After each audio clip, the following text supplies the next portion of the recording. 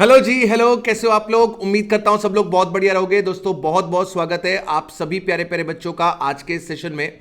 और बच्चों आज के इस सेशन में हम लोग कवर अप करने वाले हैं इनकम टैक्स की अमेंडमेंट्स जो कि एप्लीकेबल हैं फॉर मई 2025 एग्जाम्स। जी हाँ, अगर आपने पहले एग्जाम दिया है चाहे तो जैन 25 में या फिर उससे पहले, तो उसमें आपके पास फाइनेंस एक्ट 2023 एप्लीकेबल हुआ था।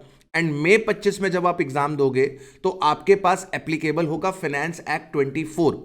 तो सर फाइनेंस एक्ट 24 के अंदर आपके पास जो भी अमेंडमेंट्स आई हैं वो हम यहां पर कवर अप करने वाले हैं और वही आपके एग्जाम मई 2025 के लिए रिलेवेंट होने वाली हैं।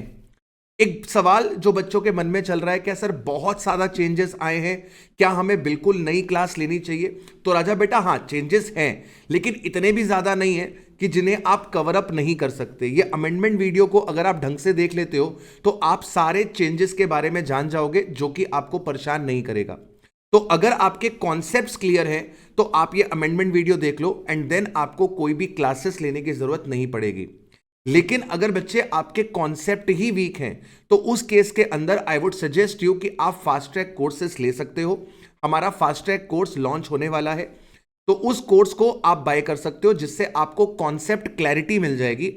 इसके अलावा हम लोग फॉर मई 2025 एग्जाम हमारे प्रैक्टिस सेशंस लेकर आएंगे जिसके अंदर इनकम टैक्स एंड जीएसटी दोनों के प्रैक्टिस सेशंस करवाए जाएंगे। वो प्रैक्टिस सेशंस को आप करिएगा जिससे आपको कमांड आएगा सब्जेक्ट के अंदर एंड थोड़ा सा कॉन्फिडेंस आपका बिल्डअप होगा, राइट? तो आप एग्जाम अच्छे से दे पाएंगे। ये चीजें ओपन टू ऑल होने वाली हैं, प्रैक्टिस सेशन वाली सभी बच्चों के लिए होगी, यूट्यूब पर प्रोवाइड करी जाएगी। एंड ऑब्वियसली एग्जाम से पहले हमारे मैराथन्स वन शॉट रिवीजन्स जो होते हैं वो भी आपको प्रोवाइड करे जाएंगे। तो अगर मैं एक नटशेल क्रक्स निकालूं, अगर कॉन्सेप्ट वीक है then go for the fast track classes ले लो, और अगर कॉन्सेप्ट ठीक है तो ये amendment video is sufficient. Sir क्या हमें नई बुक लेनी चाहिए या पुरानी बुक से काम चल जाएगा? तो राजा बेटा मैं आपको सारे अमेंडमेंट्स एक जगह पर लिखकर प्रोवाइड कर दूंगा। आप अपनी बुक में जाकर रिस्पेक्टिव जगह पर उन चीजों को ऑल्टर कर लेते हो तो आपको बुक लेने की जरूरत नहीं पड़ेगी। बात समझा क्या? और आपको चाहिए नहीं सर हमको रिस्क नहीं लेना है, हमको बिल्कुल लेटेस्ट पढ़ना है, देन इन दैट केस आप नई बुक को रिफर कर सकते हो, राइट? तो चलिए विदाउट वेस्टिंग एनी टाइम हम लोग करते हैं सेशन को स्टार्ट। तो सबसे पहले हम बात करें हमारे पहले चैप्टर बेसिक कॉन्सेप्ट्स वाले चैप्टर की। तो बेसिक कॉन्सेप्ट्स में एज सच कोई चेंज नहीं है, दो जगह पर चेंज आपको देखने को मिलेगा। एक आपका जो डिफॉल्ट टैक्स रिजीम है यानी कि जो न्यू रिजीम है, सेक्शन 115 BAC, यहां पर आपके रेट्स में चेंज आ गया है। यहां पर आपका जो स्लैब रेट है, न्यू रिजीम का स्लैब रेट है, वो बदल गया है। आपने जो पढ़ रखा है वो पढ़ रखा है पहले 3 लाख पर नील, फिर 3 से 6 तक 5, फिर 6 से 9 तक 10, फिर 9 से 12 तक 15, फिर आपका 12 से 15 तक 20 एंड 15 के ऊपर 30। ये आपने पढ़ रखा है। लेकिन यहां पर स्लैब्स में थोड़ी हेराफेरी हो गई है। सरकार कहती है कि पहले 3 लाख पर आपको कोई टैक्स देने की जरूरत नहीं है। फिर जो 3 लाख के ऊपर आपने कमाया है 7 लाख तक, यानी कि अगले 4 लाख पे आपको 5% का टैक्स देना पड़ेगा। 7 लाख के ऊपर आपने जो कमाया है 10 लाख तक, यानी कि अगले 3 लाख पे आपको 10% का टैक्स देना पड़ेगा। 10 लाख के ऊपर आपने जो कमाया है 12 लाख तक, उस पे आपको 15% का टैक्स देना पड़ेगा, यानी कि अगले 2 लाख पे 15% देना पड़ेगा। 12 लाख के ऊपर आपने जो कमाया है 15 लाख तक, वहां पर आपको 20% का टैक्स देना पड़ेगा। और जो बैलेंस आपने कमाया है यानी कि 15 लाख के ऊपर आपने जो कमाया है उस पे आपको 30% का टैक्स पे करके चलना पड़ेगा। तो ये अब आपके पास स्लैब हो गए हैं। पहला स्लैब 3 लाख का, अगला स्लैब 4 लाख का, फिर 3 लाख का, फिर 2 लाख का, फिर 3 लाख का, एंड देन आपका बैलेंस, देन फिर आपका बैलेंस। ठीक है, ये आपके रेट्स में चेंज है। इसके अलावा रिबेट के अंदर कोई चेंज नहीं है। Rebate under section 87A old regime के अंदर 5 लाख रुपए तक मिलती थी, न्यू रिजीम में 7 लाख रुपए तक मिलती है। इसमें हमारे पास कोई चेंज नहीं है। मार्जिनल रिलीफ का कॉन्सेप्ट सेम है। सरचार्ज के रेट ओल्ड रिजीम के अंदर 10%, 15%, 25% और 37% है। न्यू रिजीम के अंदर 10%, 15%, 25%, ये आपके पास एप्लीकेबल है। मतलब और कहीं पर चेंज नहीं हुआ, सिर्फ कहां पर चेंज आया है, स्लैब रेट में चेंज आया है, जो मैंने आपको बता दिया है। इसके अलावा कहां पर चेंज निकल कर आया है? इसके अलावा चेंज निकल कर आया है कैपिटल गेन के टैक्स रेट पे। इस फाइनेंस एक्ट 2024 ने कैपिटल गेन की काया पलट कर दी है। सबसे ज्यादा जो चेंजेस आए हैं वो कैपिटल गेन के अंदर ही आए हैं। अब आपको पता होगा कि सर आपके पास जो इलेक्शन ईयर होता है वहां पर दो बार आपका बजट आता है। एक बार इलेक्शन से पहले 1 फेब को आया था, और एक बार इलेक्शन के रिजल्ट्स के बाद आपके पास 23 जुलाई 2024 को वापस से बजट आया था। तो जो फाइनेंस एक्ट नंबर 2 है 2024, जो कि 23 जुलाई 24 को आया, उसने आपके कैपिटल गेन के टैक्स रेट को बदल दिया। अब ये 23 जुलाई 24 बड़ी इंपॉर्टेंट डेट है। 23 जुलाई से पहले आपके पुराने रेट्स एप्लीकेबल होंगे, और 23 जुलाई ऑनवर्ड्स आपके नए रेट एप्लीकेबल होंगे। आपको पुराने रेट भी याद रखने हैं और आपको नए रेट भी याद रखने हैं। 23 जुलाई से पहले आपके पुराने रेट लगेंगे, और 23 जुलाई ऑनवर्ड्स आपके नए रेट लगेंगे। यानी कि अगर आपको कैपिटल गेन हुआ है LTCG under section 112, long term capital gain हुआ है, आपको लॉन्ग टर्म कैपिटल गेन हुआ है, और ये गेन अगर आपको 22 जुलाई 24 तक हुआ है तो आपको 20% का टैक्स लगता है। और अगर ये 23 जुलाई 24 के बाद हुआ है तो आपको 12.5% का टैक्स लगेगा।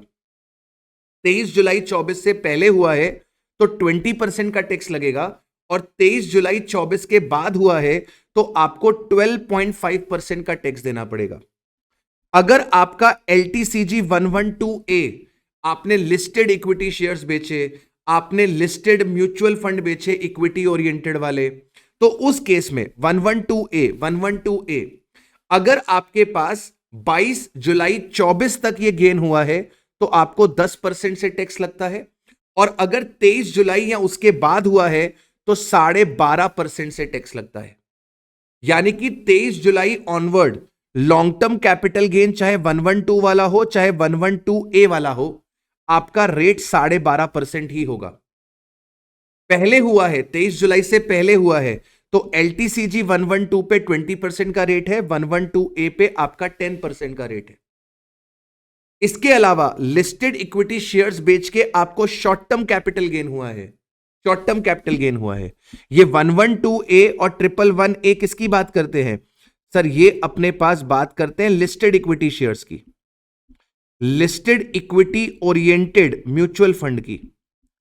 ठीक है, तो आपके पास एसटीसीजी 111 में, आपके पास एसटीसीजी 111A में, 111A में, एसटीसीजी 111A में, एसटीसीजी 111A में आपके पास 15% का रेट था, 15% का रेट था 22 जुलाई तक, और 22 जुलाई के बाद से, 22 जुलाई के बाद से ये रेट आपका कितना हो गया? 20% हो गया। तो एसटीसीजी का रेट बढ़ा दिया गया है, एसटीसीजी का रेट बढ़ा दिया गया है, और आपके पास एलटीसीजी का रेट बढ़ा दिया गया है। एलटीसीजी 112 का रेट जो है वो घटा दिया गया। इसके बाद एक और चेंज आया है, एलटीसीजी 112A में आपको याद होगा 1 लाख रुपए तक आपका कोई टैक्स नहीं लगता। इस 1 लाख रुपए की लिमिट को बढ़ाकर कितना कर दिया है? 1,25,000 कर दिया है। इस लिमिट को बढ़ाकर 1,25,000 रुपए कर दिया गया है। इस लिमिट को बढ़ाकर 1,25,000 रुपए कर दिया गया है। ठीक है, अभी प्लीज मेरी बात को समझिएगा, प्लीज मेरी बात को समझिएगा, प्लीज मेरी बात को समझिएगा। देखिए LTCG 112A, LTCG 112A, 112A, अगर आपके पास 1 अप्रैल 24 से लेकर 22 जुलाई 25 तक, 22 जुलाई 25 तक, इस पीरियड में अगर आपको एलटीसीजी 112A होगा तो आपको टैक्स लगेगा 10% से, और 22 जुलाई के बाद यानी कि 23 जुलाई 25 से, सॉरी 23 जुलाई 24 से, ये भी 24 है, 23 जुलाई 24 से 31 मार्च 25 तक अगर इस पीरियड में आपको गेन होगा तो आपको टैक्स देना पड़ेगा 12.5% का। आपने पहले पढ़ा था कि 1 लाख रुपए तक का गेन माफ होता है, 1 लाख रुपए तक का गेन माफ होता है, लेकिन अब आपके पास जो रेट है वो बढ़ा दिया गया है, जो लिमिट है वो बढ़ा दी गई है। और लिमिट कितनी कर दी गई है? 112A की 112A की लिमिट कितनी कर दी गई है सर? 112A की लिमिट कर दी गई है 1,25,000 रुपए की। पूरे साल भर में अगर आपने 1,25,000 रुपए तक का 1,25,000 रुपए तक का LTCG 112A कमाया है तो आपको यहां पर कोई भी टैक्स पे करने की जरूरत नहीं पड़ेगी। सर नहीं समझ में आ रहा सर एग्जाम्पल के थ्रू बताओ ना सर, एग्जाम्पल के थ्रू बताओ ना सर। चलो एग्जाम्पल के थ्रू करते हैं, एग्जाम्पल के थ्रू करते हैं। लेट से मिस्टर जे हैं, लेट से मिस्टर जे हैं, इनके पास सैलरी इनकम है,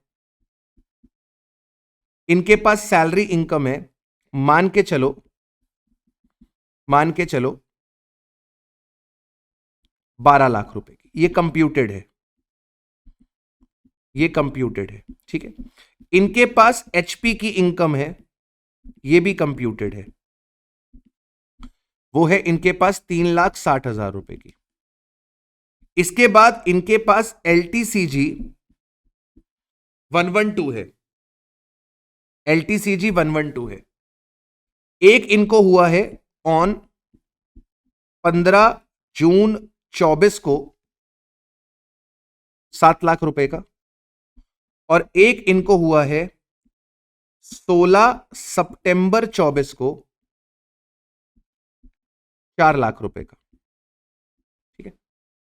एक इनके पास LTCG 112A है, एक इनके पास LTCG 112A है। ये इनको हुआ है ऑन 15 जुलाई 24 को 4,50,000 रुपए का।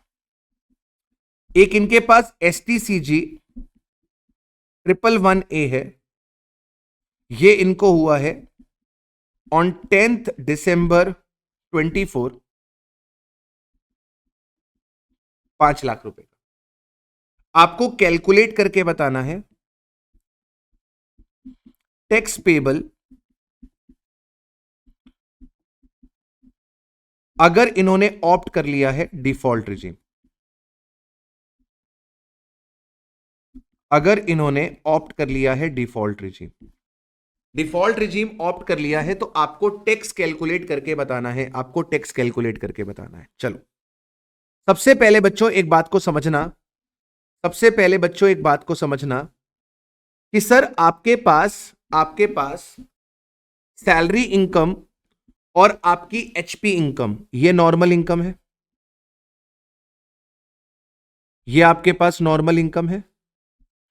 और नॉर्मल इनकम पे हमेशा क्या लगता है सर? नॉर्मल इनकम पे हमेशा स्लैब रेट लगता है, नॉर्मल इनकम पे हमेशा स्लैब रेट लगता है। और क्योंकि हमने डिफॉल्ट रिजीम ली है यानी कि हम न्यू स्लैब रेट में फॉल कर रहे हैं, तो न्यू स्लैब रेट के अंदर क्या होगा मालिक? न्यू स्लैब रेट के अंदर क्या होगा सर? न्यू स्लैब रेट के अंदर जो पहले 3 लाख है उस पे हमको कोई भी टैक्स नहीं लगेगा। सर जो हमारे पास अगले 4 लाख है, अगले 4 लाख है, 4 लाख पे हमको 5% का टैक्स लगेगा यानी कि 20,000। फिर जो हमारे अगले 3 लाख हैं उस पे हमको 10% से टैक्स लगेगा यानी कि 30,000। इसके बाद जो हमारे अगले 2 लाख है, 2 लाख पे हमें टैक्स देना पड़ेगा 15% से 30,000। फिर जो हमारे अगले 3 लाख हैं उस पे हमें टैक्स लगेगा 20% से यानी कि 60,000। अब आप चेक करो तो आप 15 लाख रुपए तक टैक्स दे चुके हो। 3 + 4 7, 7 और 3 10, 10 और 2 15, सॉरी 10 और 2 12, 12 और 3 15, 15 तक टैक्स चला गया। जो बैलेंस आपके पास बचा है 60,000, जो बैलेंस आपके पास बचा है 60,000, 15,60,000 कमाया ना, तो जो बैलेंस बचा है 60,000 उस पे आपको 30% से टैक्स देना पड़ेगा, यानी कि 18,000। तो आपके पास स्लैब रेट के हिसाब से टैक्स कितना आ गया? 20 + 30 50, 50 + 30 50 + 30 80, 80 + 60 140, 140 + 18, आपके पास स्लैब रेट के हिसाब से टैक्स आ गया 158। ठीक है, अब कैपिटल गेन के केस में आपको याद रखना है कि कैपिटल गेन कब हुआ है। आपको ध्यान रखना है कैपिटल गेन कब हुआ है। 23 जुलाई से पहले हुआ है तो पुराने रेट लगेंगे, और 23 जुलाई के बाद हुआ है तो नए रेट लगेंगे। LTCG 112, LTCG 112, LTCG 112 अगर 23 जुलाई से पहले हुआ है तो 20% का रेट लगेगा, और 23 जुलाई के बाद हुआ है तो 12.5% का रेट लगेगा। अब जरा ध्यान से देखो, तो मैंने आपको LTCG 112 दो दिए हैं, एक मैंने आपको 15 जून का दिया है और एक मैंने आपको 16 सितंबर का दिया है। तो ये जो 15 जून है ये बजट से पहले है, बजट 23 जुलाई को आया था, बजट से पहले पुराना रेट लग रहा है, यानी कि इस 7 लाख पे आपको किस रेट से टैक्स लगेगा? ये वाले 7 लाख पे आपको किस रेट से टैक्स लगेगा? सर ये वाले 7 लाख पे हमको टैक्स ओल्ड रेट से लगेगा, ये वाले 7 लाख पे हमको टैक्स ओल्ड रेट से लगेगा, क्योंकि 15 जून 24 को हुआ है, बजट से पहले हुआ है, तो इस पे आप 20% से टैक्स दोगे। 7 लाख का 20%, 1,40,000, 1,40,000। फिर ये आपको 16/9/24 को हुआ है। 16/9/24 का मतलब क्या हुआ? 16/9/24 मतलब 23 जुलाई 24 के बाद, और जब 23 जुलाई 24 के बाद होगा तो आपका नया वाला रेट लगेगा जो बजट में आया था। नया वाला रेट है 12.5%, यानी कि 4 लाख रुपए का 12.5%, ये आ जाएगा 50,000 रुपए, ये आ जाएगा 50,000 रुपए। इसके बाद LTCG 112A listed equity share बेचे, कब बेचे? 15 जुलाई 24 को बेचे, 15 जुलाई 24 यानी कि बजट से पहले बेचे। बजट से पहले बेचोगे तो ओल्ड रेट लगेगा, ये क्या समझाया था? 112A, 112A अगर 23 जुलाई से पहले बिकेगा तो ओल्ड रेट लगेगा, ओल्ड रेट लगेगा। लेकिन एग्जेम्पशन कितनी मिलेगी? 1,25,000 की। पहले एग्जेम्पशन कितने की मिलती थी? 1 लाख रुपए की। LTCG 112A में 1 लाख रुपए तक एग्जेम्पशन मिलती थी, लेकिन अब आपको एग्जेम्पशन कितनी मिलेगी? 1,25,000 की। पूरे साल भर 1,25,000 का एग्जेम्पशन है। 1,25,000 के ऊपर जो कमाओगे उस पे या तो 10% लगेगा या तो 12.5% लगेगा। अगर 23 जुलाई से पहले बेचोगे तो 10% लगेगा, 23 जुलाई या उसके बाद बेचोगे तो 12.5% लगेगा। हमने कब बेचा है? हमने बेचा है 15 जुलाई 24 को, बजट से पहले बेचा है। 4.5 लाख में से 1,25,000 माइनस होगा, क्योंकि 1,25,000 पूरे साल भर की एग्जेम्पशन है। 1,25,000 पूरे साल भर की एग्जेम्पशन है। तो 450 में से 1,25 चला जाएगा, 3,25 बचेगा, 3,25 का 10%, 32,500, 32,500, 32,500। इसके बाद STCG 111A, STCG 111A कब हुआ है? 10 दिसंबर को हुआ है, यानी कि बजट की डेट के बाद हुआ है, बजट की डेट के बाद हुआ है। तो अगर ये बजट के बाद हुआ है तो क्या होगा? सर बजट के बाद हुआ है तो नया वाला रेट लगेगा, और नया रेट क्या है? STCG 111A में नया वाला रेट क्या है? 20%, 20%, 20%। तो STCG 111A में आपको 20% से टैक्स देना पड़ेगा। 5 लाख का 20% इज 1 लाख। अब जरा चेक कर लो, क्या हमारी इनकम 50 लाख के ऊपर तो नहीं जा रही? नॉर्मल इनकम 1560 प्लस 7 2260, 2660, 26 और 9 35 तो नहीं जा रही है। ठीक है, मतलब सरचार्ज के दायरे में हम लोग नहीं आ रहे, यानी कि आपके पास आ रहा है 158 plus 140 plus 50 plus 82, sorry 32,500 plus 1 lakh, ये आ रहा है 480,500, 480,500, और इसमें 4% का हेल्थ एंड एजुकेशन सेस लग जाएगा, 4% का हेल्थ एंड एजुकेशन सेस लग जाएगा, 499, 720 रुपीज का टैक्स निकल कर आ जाएगा, 499, 720 रुपीज का आपके पास टैक्स निकल कर आ जाएगा। तो मैंने आपको न्यू रिजीम की भी वर्किंग सिखा दी और नए टैक्स रेट की भी वर्किंग सिखा दी, ठीक है। अच्छा, अगर मान लो यहां पे 15 जुलाई 24 की जगह, 15 जुलाई 24 की जगह अगर यहां पे 15 दिसंबर 24 होता, 15 जुलाई 24 की जगह 15 दिसंबर 24 होता, तो सर 10% की जगह हम लोग 12.5% लगाते। तो आपको डेट याद रखनी है, 23 जुलाई से पहले पुराने रेट है और 23 जुलाई के बाद से आपके पास न्यू रेट निकलकर आ चुके हैं, राइट। इसके बाद मेरे बच्चों रेसिडेंशियल स्टेटस में कोई चेंज नहीं है, वो एज इट इज जो पुराना था वही है। सैलरी में एक छोटा सा चेंज आया है न्यू रिजीम के अंदर, जो डिफॉल्ट टैक्स रिजीम है, न्यू रिजीम के अंदर स्टैंडर्ड डिडक्शन को बढ़ाकर 75,000 कर दिया गया है। न्यू रिजीम के अंदर स्टैंडर्ड डिडक्शन को 75 कर दिया है। ओल्ड रिजीम में आज भी 50 है, ओल्ड रिजीम में आज भी 50 है, लेकिन न्यू रिजीम के अंदर आपके पास इसको बढ़ाकर कितना कर दिया गया है, इसे बढ़ाकर 75,000 रुपीज कर दिया गया है, 75,000 रुपीज कर दिया गया है। तो सैलरी में एक छोटा सा चेंज है। न्यू रिजीम में अब आप स्टैंडर्ड डिडक्शन कितना क्लेम करोगे, न्यू रिजीम में अब आप स्टैंडर्ड डिडक्शन क्लेम करके चलोगे 75,000 रुपीज का, 75,000 रुपीज, ठीक है। चलिए अब बात कर लेते हैं सर हम लोग हमारे पास अगले चैप्टर की, अगला चैप्टर हम बात कर लेते हैं जरा एचपी की। अगला चैप्टर हम लोग जरा बात कर लेते हैं एचपी की। हाउस प्रॉपर्टी के अंदर एक छोटा सा अमेंडमेंट है, कि सर अगर आप हाउस प्रॉपर्टी में न्यू रिजीम को ऑप्ट करते हो, अगर आप हाउस प्रॉपर्टी में न्यू रिजीम को ऑप्ट करते हो, तो न्यू रिजीम के अंदर आप एचपी के लॉस को कैरी फॉरवर्ड नहीं कर सकते।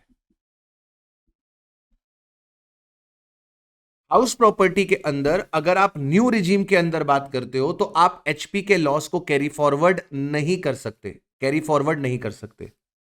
आप एचपी के लॉस को किसी दूसरे हेड से सेट ऑफ भी नहीं कर सकते।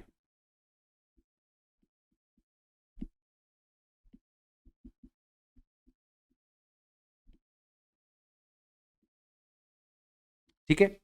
इन शॉर्ट अगर न्यू रिजीम में आपके पास एचपी का लॉस है, इन शॉर्ट अगर आपके पास न्यू रिजीम में एचपी का लॉस है, तो वो लॉस आपका क्या होने वाला है सर, वो लॉस आपका लैप्स होने वाला है।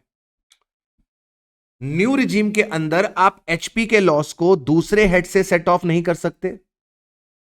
इसका मतलब क्या हम कैरी फॉरवर्ड कर सकते हैं? नहीं सर, कैरी फॉरवर्ड करने से भी मना कर दिया है। आप एचपी के लॉस को ना तो दूसरे हेड से सेट ऑफ कर सकते हो और ना ही आप इसे कैरी फॉरवर्ड कर सकते हो। ये लॉस आपका क्या होने वाला है, लैप्स होने वाला है। ये लॉस आपका लैप्स होने वाला है, ठीक है। वहीं पे अगर मैं ओल्ड रिजीम की बात करूं,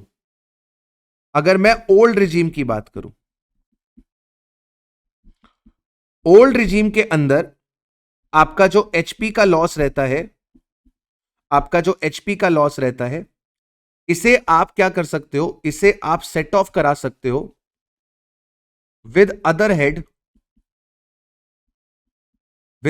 हेड कितने रुपए तक, इसे आप सेट ऑफ करा सकते हो with other head up to rupees 2 lakh. और जो आपका बैलेंस एचपी का लॉस है, वो क्या हो जाता है सर, बैलेंस एचपी का जो लॉस बचता है वो लॉस हमारा कैरी फॉरवर्ड हो जाता है। जो बैलेंस एचपी का लॉस बचता है वो लॉस हमारा कैरी फॉरवर्ड हो जाता है, ठीक है। तो न्यू रिजीम के अंदर बस एक छोटी सी चीज फिट कर लो, न्यू रिजीम के अंदर एचपी का लॉस जो है वो क्या होगा, लैप्स होगा। न्यू रिजीम के अंदर एचपी का लॉस आप क्या करके चलोगे, लैप्स करके चलने वाले हो, ठीक है। चलिए, इसके बाद हमारे पास अगला हेड आता है, अगला हेड है पीजीबीपी। पीजीबीपी अगला हेड हमारे पास आता है पीजीबीपी। पीजीबीपी पीजीबीपी के अंदर जो आपका सेक्शन नंबर 28 है, बेसिस ऑफ चार्ज, जो आपका सेक्शन नंबर 28 है, बेसिस ऑफ चार्ज, इसके अंदर एक पॉइंट ऐड कर दिया गया है कि अगर आप रेसिडेंशियल हाउस की लेटिंग आउट का बिजनेस करते हो, आपका धंधा यही है, आपका धंधा यही है कि आप रेसिडेंशियल हाउसेस को क्या करते हो, आप रेसिडेंशियल हाउसेस को लेट आउट करते हो। आपका धंधा यही है कि आप रेसिडेंशियल हाउस को लेट आउट करते हो। तो पहले क्या होता था, लोग अपनी इनकम को पीजीबीपी में दिखाते थे। सेक्शन 28 ने अब क्लियरली कह दिया कि अगर रेसिडेंशियल हाउस की लेटिंग आउट होगी तो ये आपके पास कहां पर जाएगा, सर इसे आपको चार्ज करना पड़ेगा अंडर द हेड एचपी। इसे आपको चार्ज करना पड़ेगा अंडर द हेड एचपी।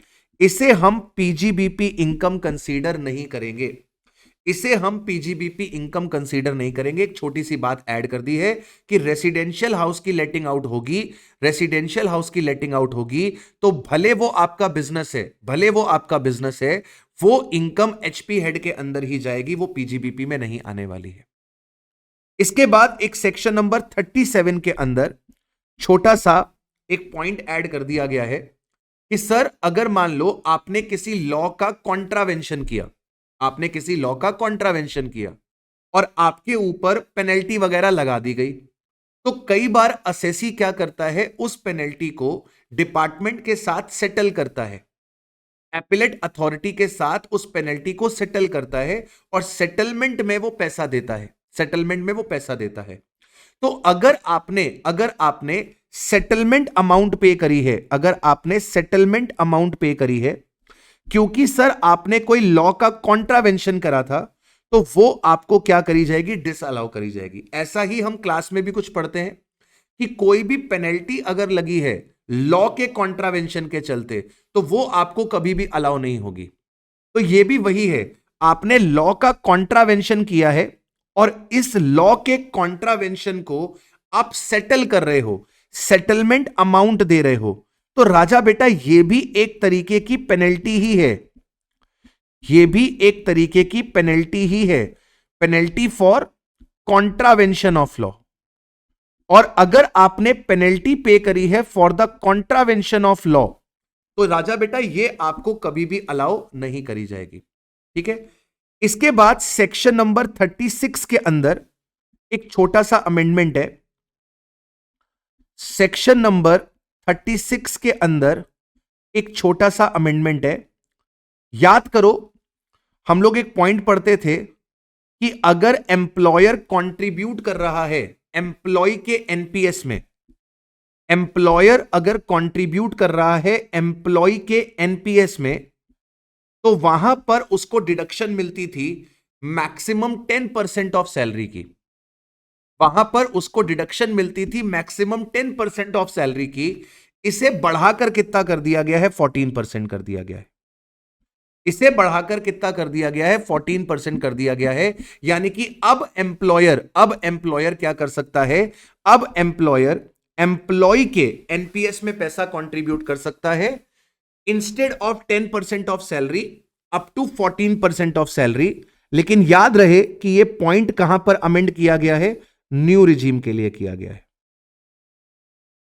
यह कहां के लिए किया गया है, न्यू रिजीम के लिए किया गया है कि अगर आपका एम्प्लॉय न्यू रिजीम ऑप्ट करता है, अगर आपका एम्प्लॉय न्यू रिजीम ऑप्ट करता है, एम्प्लॉय न्यू रिजीम ऑप्ट करता है, तो एम्प्लॉयर बाबू क्या कर सकते हैं, employer Babu 14% of salary, 14% of salary उसके एनपीएस में क्या कर सकते हैं, कंट्रीब्यूट कर सकते हैं।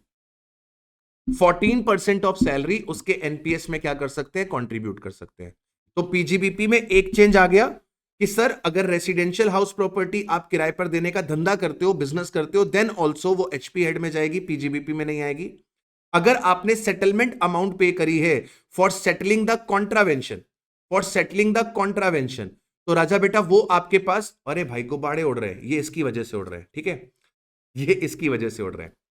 ये ना अजीब सिस्टम है, कभी बार गुब्बारे निकल आते हैं, कई बार गुब्बारे निकल आते हैं। चलो एनीवेज, क्या बोला मैंने आपसे, दूसरा पॉइंट मैंने बोला कि अगर आपने सेटलमेंट अमाउंट पे करा है बिकॉज ऑफ सेटलमेंट कॉन्ट्रावेंशन, तो वो आपको अलाउ नहीं करा जाएगा, वो एक तरीके से पेनल्टी ही है for the contravention of law.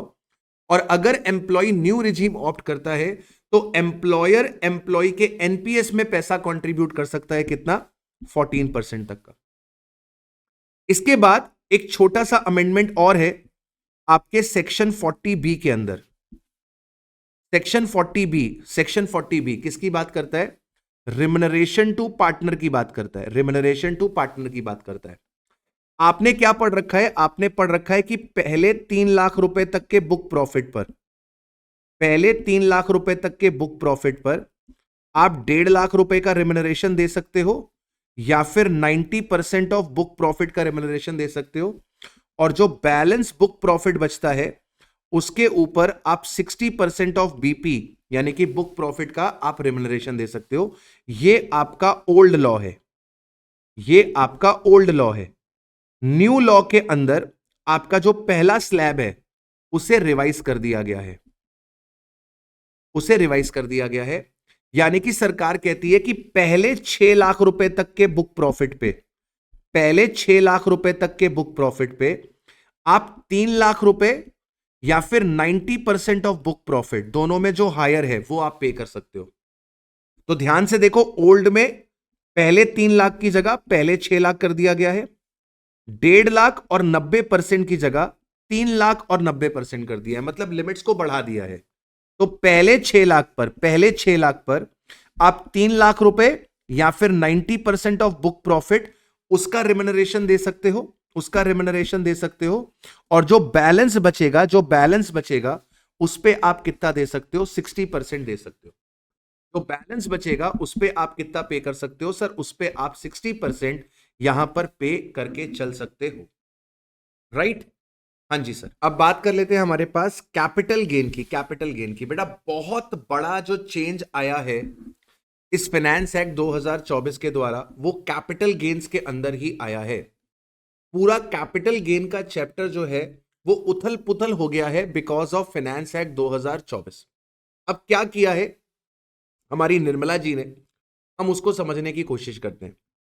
सबसे पहले आपका जो कैटेगराइजेशन है between short term capital asset and long term capital asset, इस कैटेगराइजेशन में जो पीरियड ऑफ होल्डिंग है उनको चेंज कर दिया है। मतलब आपके पास कितने टाइम पीरियड तक असेट होल्ड होने पर शॉर्ट टर्म रहती है और कितने टाइम पीरियड के बाद वो लॉन्ग टर्म बन जाती है, इस पीरियड ऑफ होल्डिंग के ड्यूरेशन पे सरकार ने चेंज कर दिया है। अब कहां कहां पर चेंज किया है वो मैं आपके सामने यहां पर टेबल बनाकर लाया हूं, उस टेबल से आपको समझ में आ जाएगा।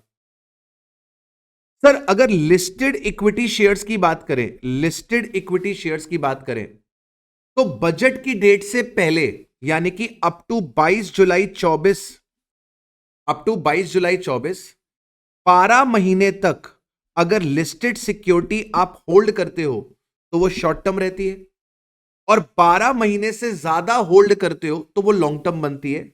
इसमें कोई भी चेंज नहीं किया।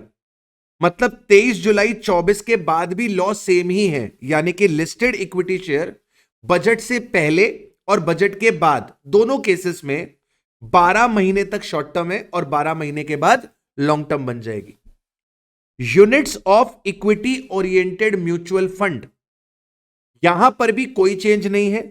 बजट से पहले भी 12 महीने था और बजट के बाद भी ये 12 महीने ही है, बजट के बाद भी ये 12 महीने ही है। Zero coupon bond, zero coupon bond budget से पहले और बजट के बाद दोनों केसेस में ये 12 महीने है। लिस्टेड सिक्योरिटीज 12 महीने में आती है। अनलिस्टेड शेयर्स बजट से पहले भी 24 महीने तक शॉर्ट टर्म थे, बजट के बाद भी 24 महीने तक शॉर्ट टर्म है। लैंड और बिल्डिंग बजट से पहले भी 24 महीने तक शॉर्ट टर्म है और बाद में भी 24 महीने तक ही शॉर्ट टर्म है, यानी कि इन असेट्स में कोई चेंज नहीं आया। Listed security, unlisted equity oriented mutual fund, zero coupon bond, unlisted share, land और बिल्डिंग, जो इनकी पहले पीरियड ऑफ होल्डिंग थी वही आज भी इनकी है, इनमें कोई चेंज नहीं है। चेंज कहां पर आया है? अनलिस्टेड डिबेंचर्स में चेंज आया है। बजट से पहले ये 36 महीने तक शॉर्ट टर्म रहते थे और बजट के बाद ये 24 महीने तक शॉर्ट टर्म रहेंगे। अदर कैपिटल एसेट जैसे ज्वेलरी हो गई, ड्राइंग्स हो गई, पेंटिंग्स हो गई, स्कल्पचर हो गए, अदर कैपिटल एसेट्स, ये आपके पास बजट से पहले 36 महीने तक आपके पास शॉर्ट टर्म हुआ करते थे और बजट के बाद से 24 महीने तक इनको शॉर्ट टर्म किया गया है, यानी कि जो 36 महीने का पीरियड ऑफ होल्डिंग था वो सरकार ने खत्म कर दिया है, वो सरकार ने खत्म कर दिया है। तो जो असेट 36 मंथ में फॉल किया करती थी, जो असेट 36 मंथ में फॉल किया करती थी, उनका टाइम पीरियड घटाकर कितना कर दिया है? 24 महीने कर दिया है। सर इसका इंपैक्ट क्या आएगा ये तो बताओ, इसका इंपैक्ट क्या आएगा? तो चलो इसका इंपैक्ट समझते हैं। जैसे मान लो आपने ज्वेलरी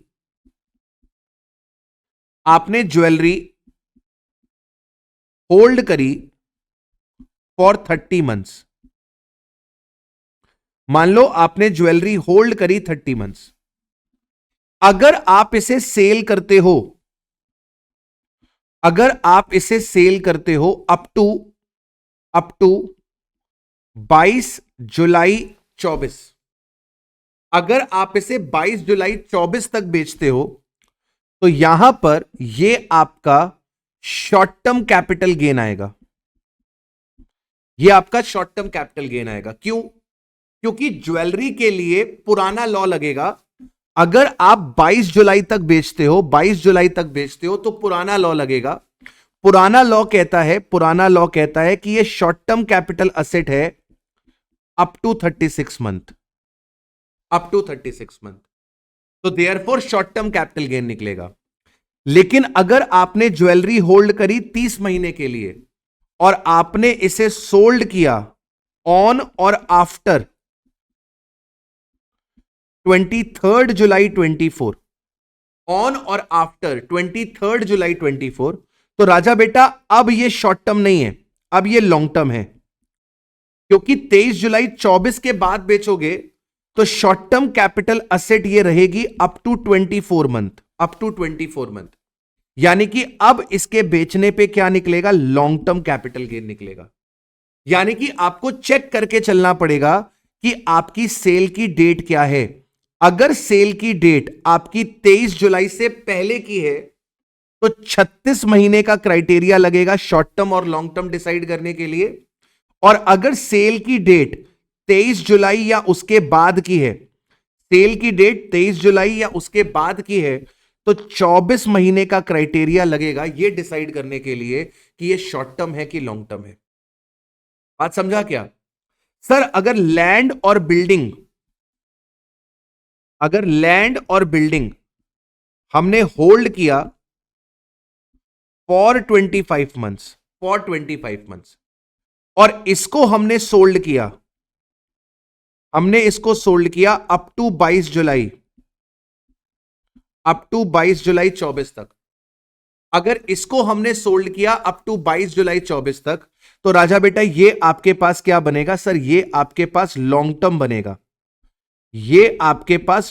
बनेगा। क्यों? क्योंकि ये शॉर्ट टर्म कैपिटल असेट रहेगी अप टू 24 महीने। पुराना लॉ क्या कहता था? पुराना लॉ कहता था कि लैंड एंड बिल्डिंग 24 महीने तक शॉर्ट टर्म है और 24 महीने के बाद लॉन्ग टर्म है। आपने 25 महीने होल्ड करके बेचा है, तो क्या निकलेगा? लॉन्ग टर्म निकलेगा। सिमिलरली अगर आप इसे बेचते हो ऑन और आफ्टर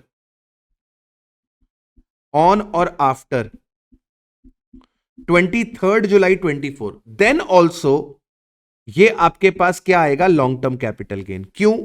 क्योंकि सर 23 जुलाई 24 के बाद भी 23 जुलाई 24 के बाद भी आपका जो लैंड और बिल्डिंग है वो 24 महीने तक ही शॉर्ट टर्म है। तो बेसिकली आपको क्या करना है राजा बेटा, बेसिकली आपको चेक करना है कि ट्रांसफर की डेट क्या है। आपको चेक करना है कि ट्रांसफर की डेट क्या है। अगर ट्रांसफर की डेट 23 जुलाई से पहले है, अगर ट्रांसफर की डेट 23 जुलाई के पहले है तो आप क्या लगाओगे, ओल्ड लॉ चेक करोगे, ओल्ड लॉ चेक करोगे।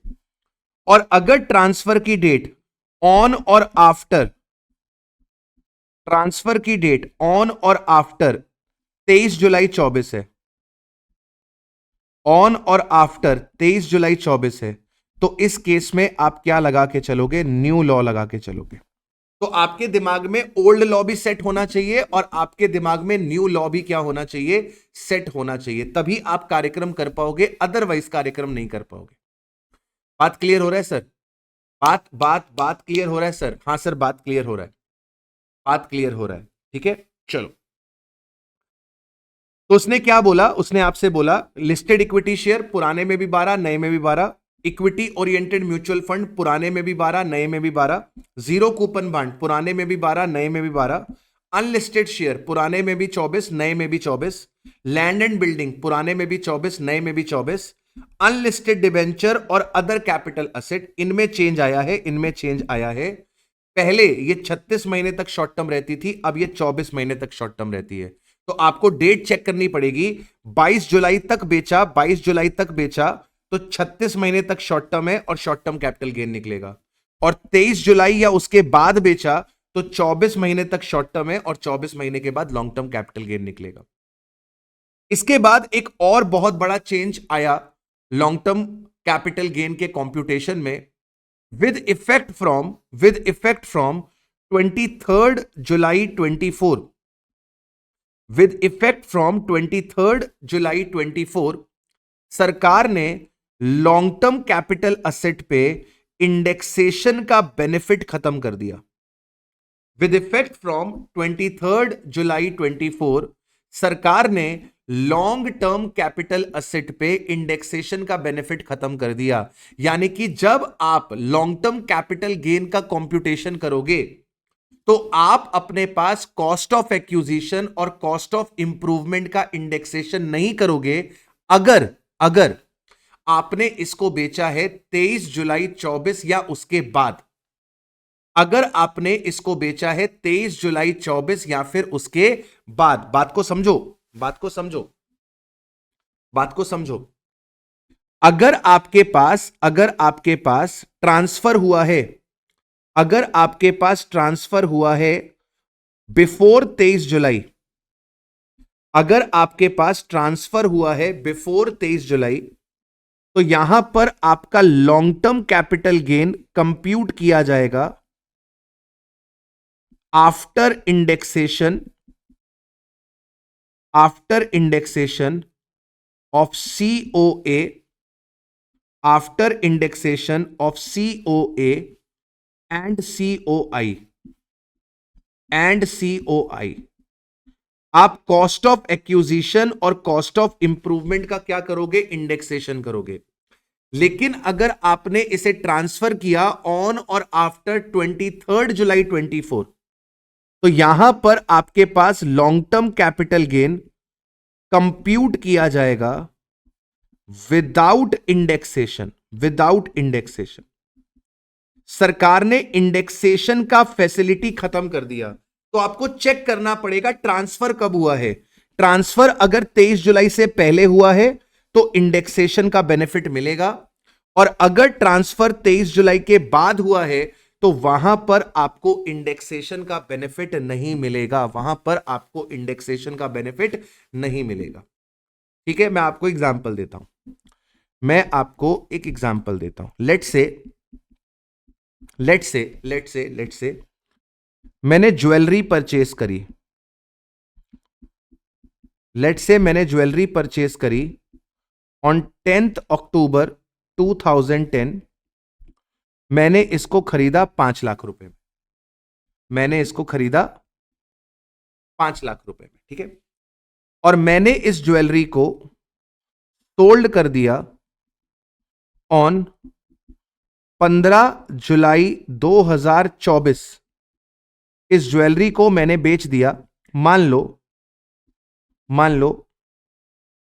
40 लाख रुपए में, 40 लाख रुपए में। और मान लो मेरे ट्रांसफर के खर्चे 1% थे, मेरे ट्रांसफर के खर्चे 1% थे। आपको कैलकुलेट करना है आपके पास capital gain and tax payable on such capital gain, and tax payable on such capital gain, उस पे मेरे को टैक्स कितना लगेगा, ठीक है।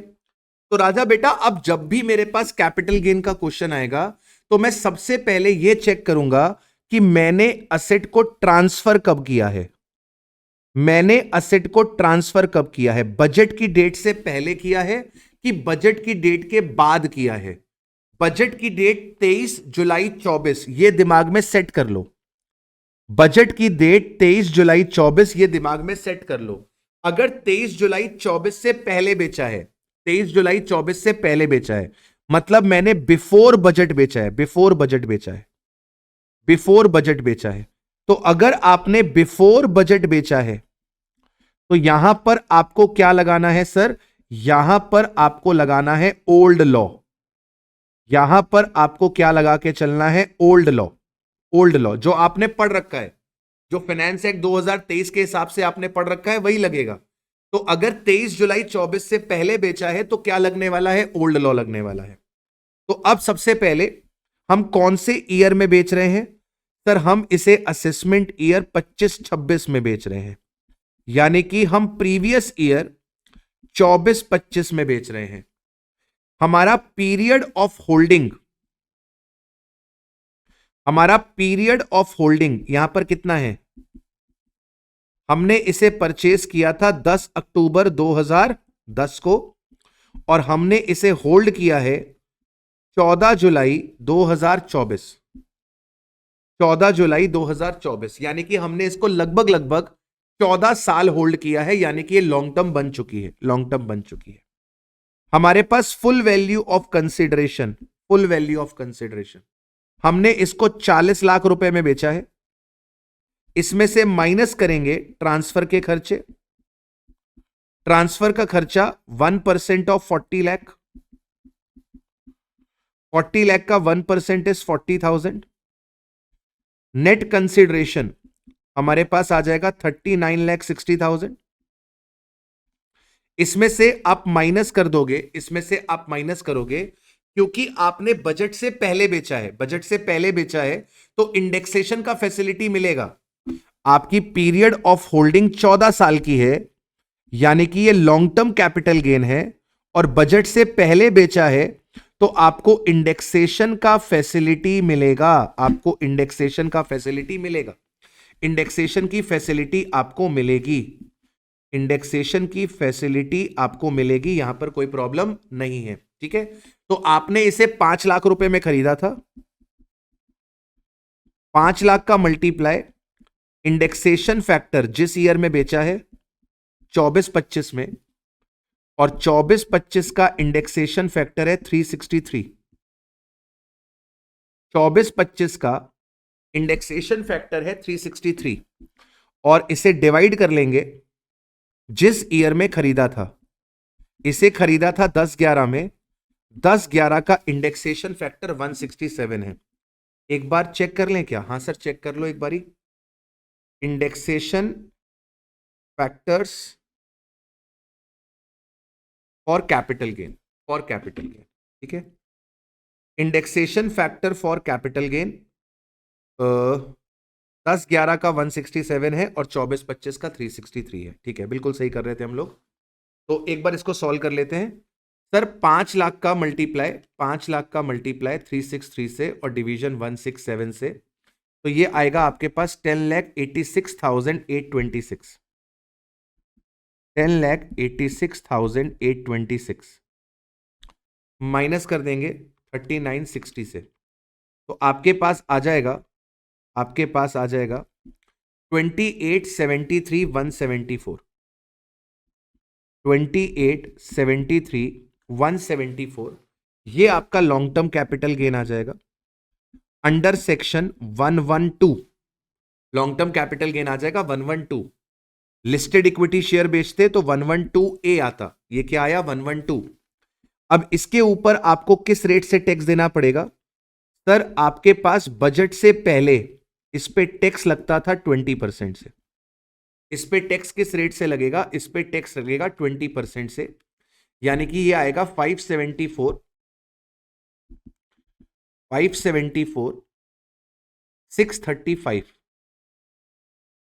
635 अप्रॉक्स, 574 635 अप्रॉक्स, ये आपको टैक्स पे करके चलना पड़ेगा at the rate of 20%।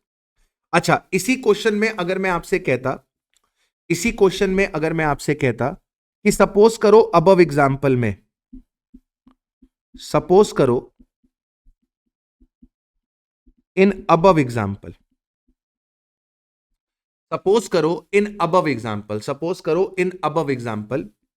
Above example आपने ज्वेलरी को बेचा है ऑन 10 दिसंबर 24। 10 दिसंबर 24 का मतलब क्या हो गया कि आपने इसे आफ्टर बजट बेचा है, यानी कि आफ्टर 23 जुलाई 24 बेचा है, आफ्टर बजट बेचा है आपने इसको, आफ्टर बजट बेचा है। तो अब इस केस में क्या होगा? अब इस केस में आपको कोई इंडेक्सेशन फैसिलिटी नहीं मिलेगी। आपका असेसमेंट ईयर 25-26, यानी कि प्रीवियस ईयर आपका 24-25, पीरियड ऑफ होल्डिंग 10 अक्टूबर 2010 को खरीदा था, इसे आपने होल्ड किया 9 दिसंबर 2024 तक।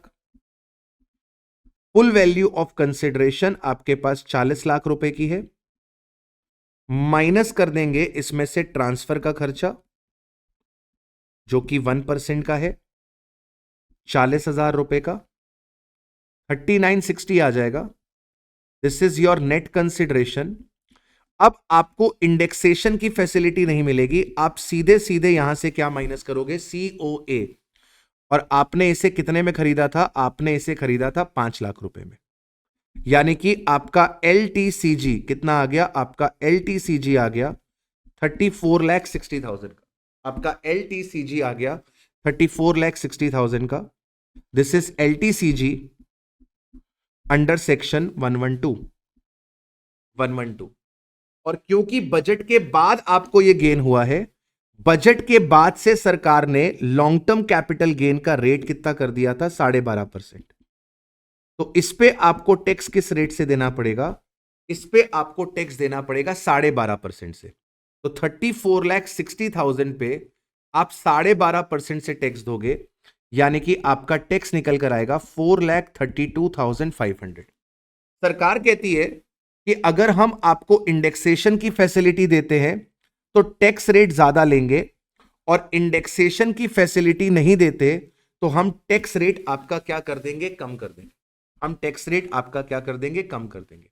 तो आपको ये चेक करके चलना पड़ेगा कि ट्रांसफर की डेट क्या है, ट्रांसफर की डेट क्या है। अगर आपके ट्रांसफर की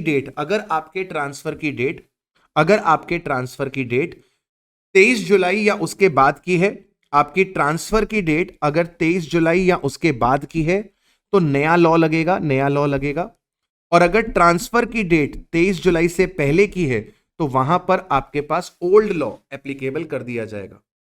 वहां पर आपके पास ओल्ड लॉ जो है बेटा वो एप्लीकेबल कर दिया जाएगा। ठीक है।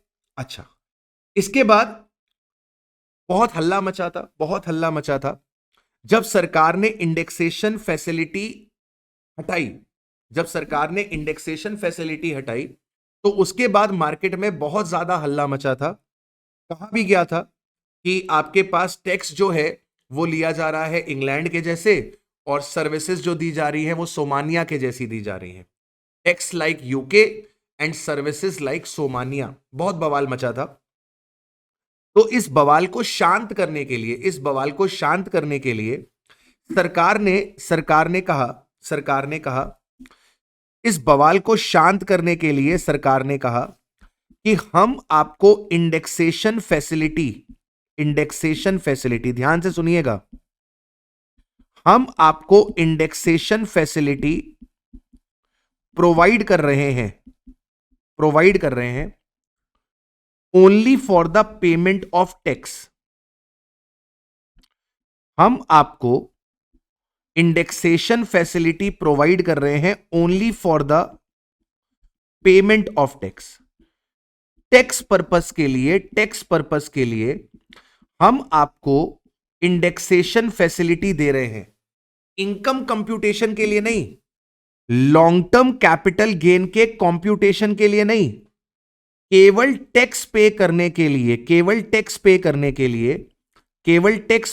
के लिए हम आपको इंडेक्सेशन फैसिलिटी दे रहे हैं, और वो भी हम आपको तब देंगे जब आप कुछ कंडीशंस हैं, अगर उन्हें सेटिस्फाई कर दें तो। सरकार कह रही है कि इंडेक्सेशन फैसिलिटी हम आपको दे रहे हैं only for the payment of tax, वो भी तब जब फॉलोइंग कंडीशन क्या कर दी जाएंगी, सेटिस्फाई कर दी जाएंगी। जब फॉलोइंग कंडीशन सेटिस्फाई कर दी जाएंगी, when following conditions are satisfied. क्या कंडीशन है?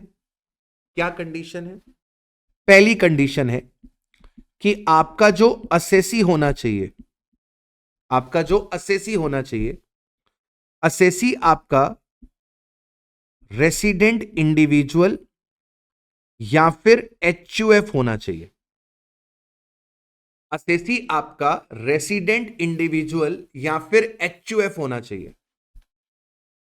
दूसरा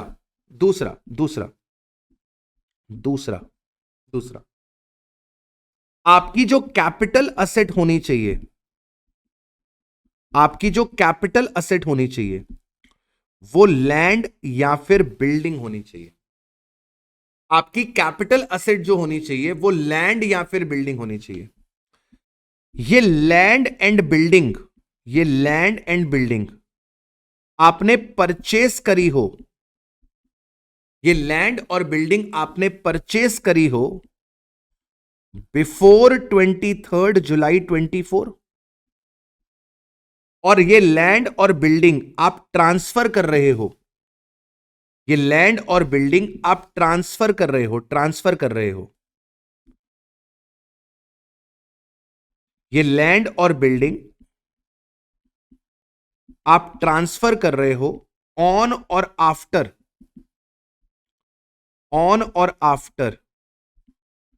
23 जुलाई 24। बाबू प्लीज बड़ी बात ध्यान से सुनना। जब बहुत ज्यादा हल्ला हुआ कि आपको इंडेक्सेशन फैसिलिटी देनी चाहिए, इन्फ्लेशन आता है, टैक्स पेयर का नुकसान होगा, ठीक है, इंडेक्सेशन करने से क्या होता है, आपकी कॉस्ट बढ़ जाती है, आपका प्रॉफिट कम हो जाता है, अल्टीमेटली आपको टैक्स कम पे करना पड़ता है। तो बड़ा बवाल मचा कि भैया इन्फ्लेशन आता है, इन्फ्लेशन का इफेक्ट देना चाहिए, प्रॉफिट कम होना चाहिए, आपने इंडेक्सेशन फैसिलिटी छीनकर आपने गलत किया है, आपने पब्लिक का हक छीन लिया है।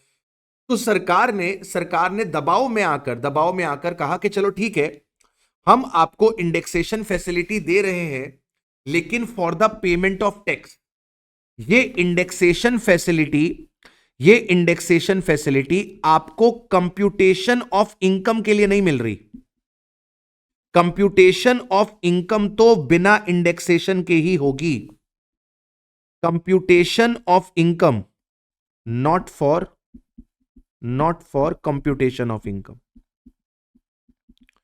इंडेक्सेशन फैसिलिटी इनकम कंप्यूटेशन के लिए नहीं है। इंडेक्सेशन फैसिलिटी इनकम कंप्यूटेशन के लिए नहीं है। इंडेक्सेशन फैसिलिटी केवल टैक्स कैलकुलेशन पर्पस के लिए है कि टैक्स कैलकुलेट करते वक्त आप अगर चाहो तो इंडेक्सेशन का बेनिफिट ले सकते हो, अगर आप ये कंडीशंस को सेटिस्फाई कर दो कि जो असेसी होना चाहिए वो रेसिडेंट इंडिविजुअल और एचयूएफ होना चाहिए, जो कैपिटल असेट होनी चाहिए वो लैंड और बिल्डिंग होनी चाहिए, यानी कि ये वाली ऑप्शन इंडेक्सेशन वाली वो सिर्फ किस केस में मिलेगी? लैंड और बिल्डिंग के केस में मिलेगी। अगर अदर देन लैंड और बिल्डिंग है तो इंडेक्सेशन का बेनिफिट नहीं मिलेगा। कैपिटल असेट लैंड और बिल्डिंग होनी चाहिए, और ये लैंड और बिल्डिंग आपने परचेस की होनी चाहिए 23 जुलाई से पहले, और ट्रांसफर इसका हो रहा है ऑन और after 23 July 24। In short government आपसे क्या कह रही है? गवर्नमेंट आपसे क्या कह रही है? LTCG ऑन लैंड और बिल्डिंग, LTCG ऑन लैंड और बिल्डिंग जो आपने ट्रांसफर किया है, जो आपने ट्रांसफर किया है ऑन और आफ्टर 23 जुलाई 24, वो होगा लोअर ऑफ, वो होगा lower of LTCG on land and building नहीं, टैक्स ऑन LTCG,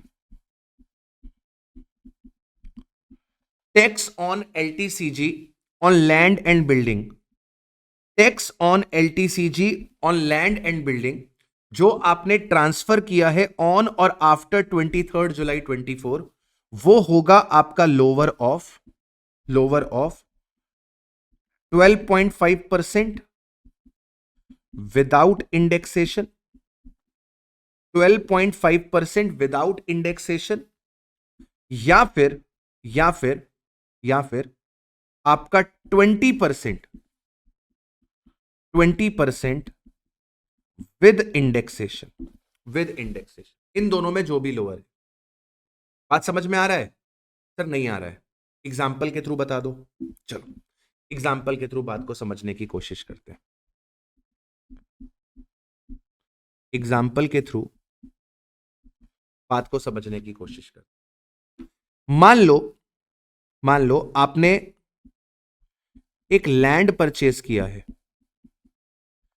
मान लो आपने लैंड परचेस किया है 1/4/1990 को 4 लाख रुपए का, ठीक है। 1/4/2001 को इसकी SDV आपको दे रखी है 5 लाख रुपए की, और इसकी FMV आपको दे रखी है 6 लाख रुपए की, ठीक है, 6 लाख रुपए। आपने इस लैंड को सेल कर दिया, आपने इस लैंड को ट्रांसफर कर दिया।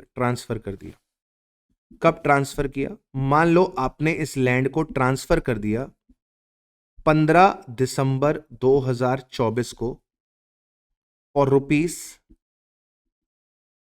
₹70 लाख। आपने इसे 70 लाख में बेच दिया। आपके ट्रांसफर के खर्चे थे 1%। इसके अलावा आपके पास सैलरी है कंप्यूटेड 10 लाख रुपए की, और कैलकुलेट करना है आपको इसमें टैक्स लायबिलिटी,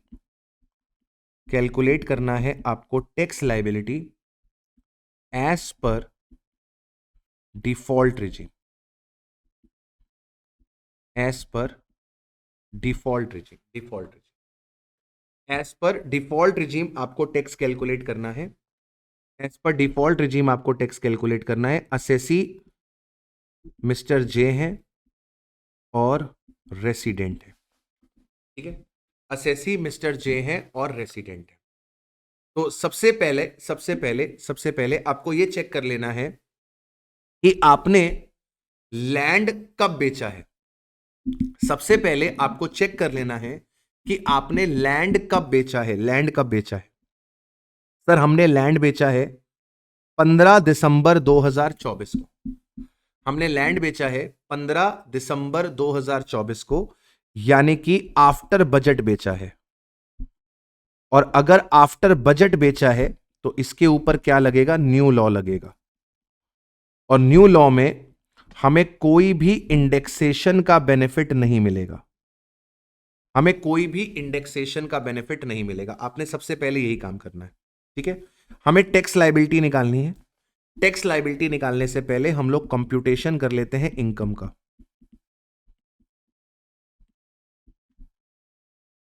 कंप्यूटेशन कर लेते हैं इनकम का, computation of total income, computation of total income. तो जब आप टोटल इनकम निकालोगे तो आपके पास under the head salary computed income पड़ी हुई है 10 लाख रुपए की। Under the head salary computed income पड़ी हुई है 10 लाख रुपए की। Under the head capital gain आपको कैलकुलेशन करनी पड़ेगी। Under the head capital gain आपको कैलकुलेशन करनी पड़ेगी। पीरियड ऑफ होल्डिंग आपने खरीदा था 1/4/90 को, 1/4/90 को खरीदा था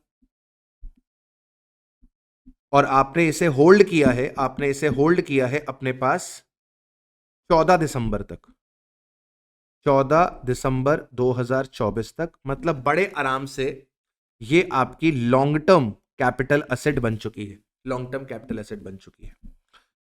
फुल वैल्यू ऑफ कंसिडरेशन आपने इसे बेचा कितने में है? आपने इसे बेचा है 70 लाख रुपए।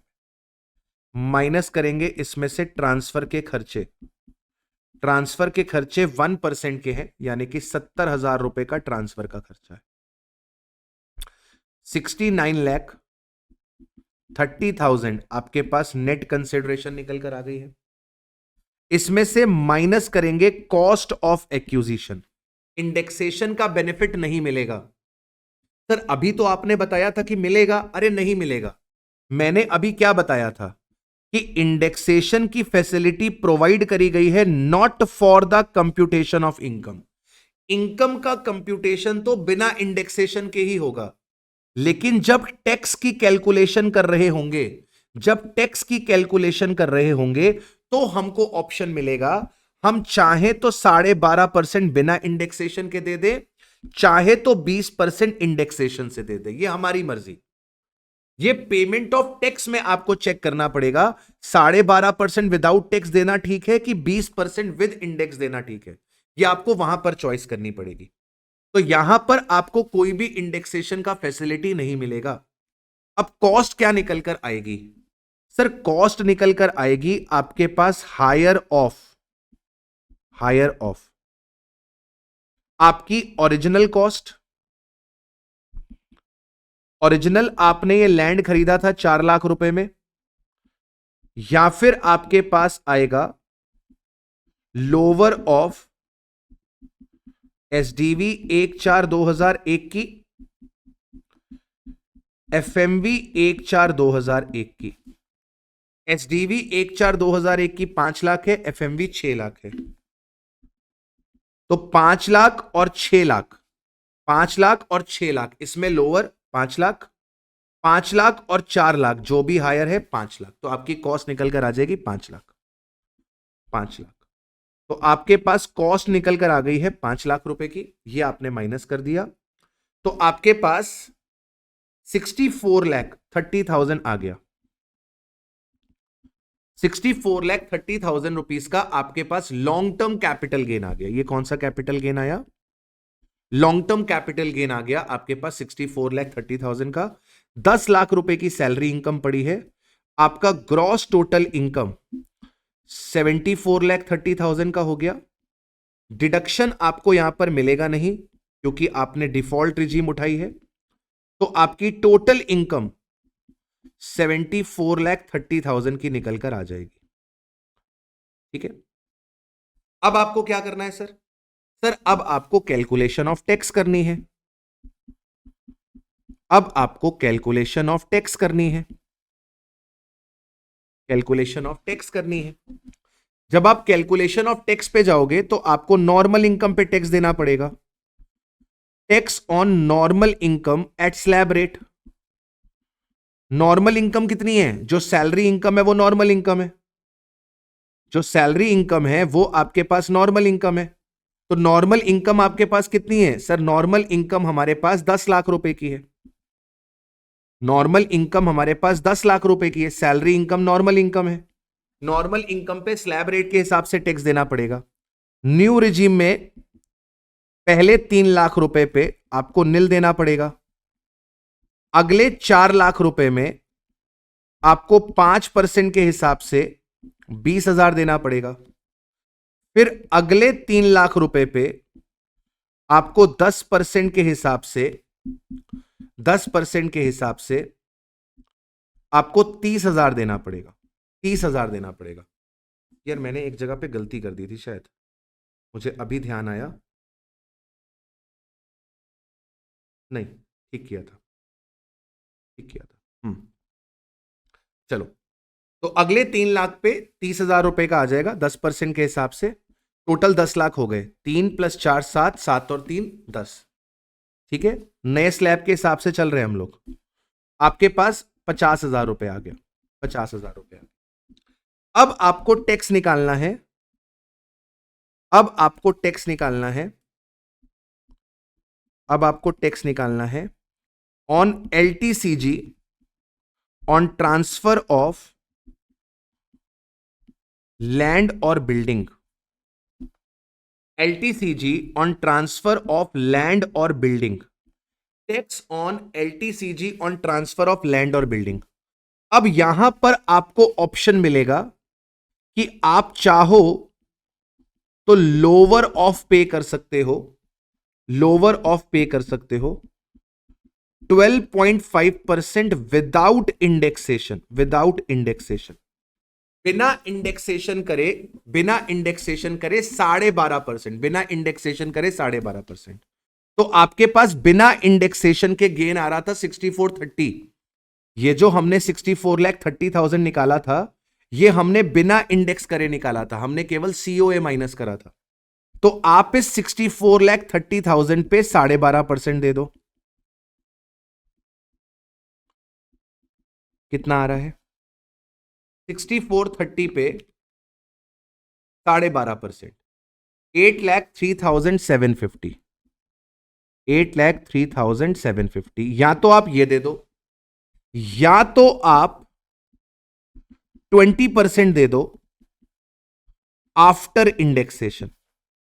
20% दे दो आफ्टर इंडेक्सेशन। तो अब आफ्टर इंडेक्सेशन के लिए आपको इंडेक्स करना पड़ेगा। तो एक वर्किंग नोट बना लेते हैं। कैपिटल गेन का कैलकुलेशन, कैपिटल गेन का calculation after indexation, after indexation, after indexation. तो आपके पास full value of consideration 70 lakh रुपए की थी, माइनस ट्रांसफर का खर्चा आपके पास 70,000 का था। आपकी नेट कंसिडरेशन 6930 की थी, minus index cost of accusation. आपकी कॉस्ट 5 लाख आई थी। इंडेक्सेशन फैक्टर 24-25 से मल्टीप्लाई होगा, यानी कि 363 से मल्टीप्लाई होगा, और डिवाइड करेंगे इंडेक्सेशन फैक्टर 1-2 से, क्योंकि हमने ये 2001 से पहले खरीद रखा है। तो 5 लाख इंटू 363 डिवाइडेड बाय 100, 18,15,000। 18,15,000। तो आपके पास LTCG आ जाएगा आफ्टर इंडेक्सेशन 6930, 51,15,000। 51,15,000। तो 51,15,000 पे आप चाहो तो 20% दे दो। 20% ऑफ 51,15,000। तो इसका आपने 20% निकाला तो आया आपके पास 10,23,000। तो ऑब्वियसली आपके पास यहां पर इंडेक्स करने के बाद जो टैक्स आ रहा है वो ज्यादा आ रहा है। इंडेक्स करने के बाद जो आपके पास टैक्स आ रहा है वो ज्यादा आ रहा है। तो आप यहां पर क्या पे करोगे? आप यहां पर पे कर लोगे 8,03,750 प्लस 50,000, 853,750।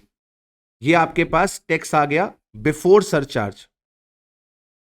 ये आ गया आपके पास tax before surcharge, tax before surcharge. अब क्योंकि आपकी इनकम 50 लाख रुपए से ज्यादा है तो यहां पे आपको 10% का सरचार्ज भी लग जाएगा, यहां पे आपको 10% का सरचार्ज भी लग जाएगा। 10% का सरचार्ज लगाने के बाद आ जाएगा 853,750 प्लस 10%, 939,125, 939,125 और इस पे अब 4% का सेस लग जाएगा। अब इस पे 4% का सेस लग जाएगा, 976,690, 976,690।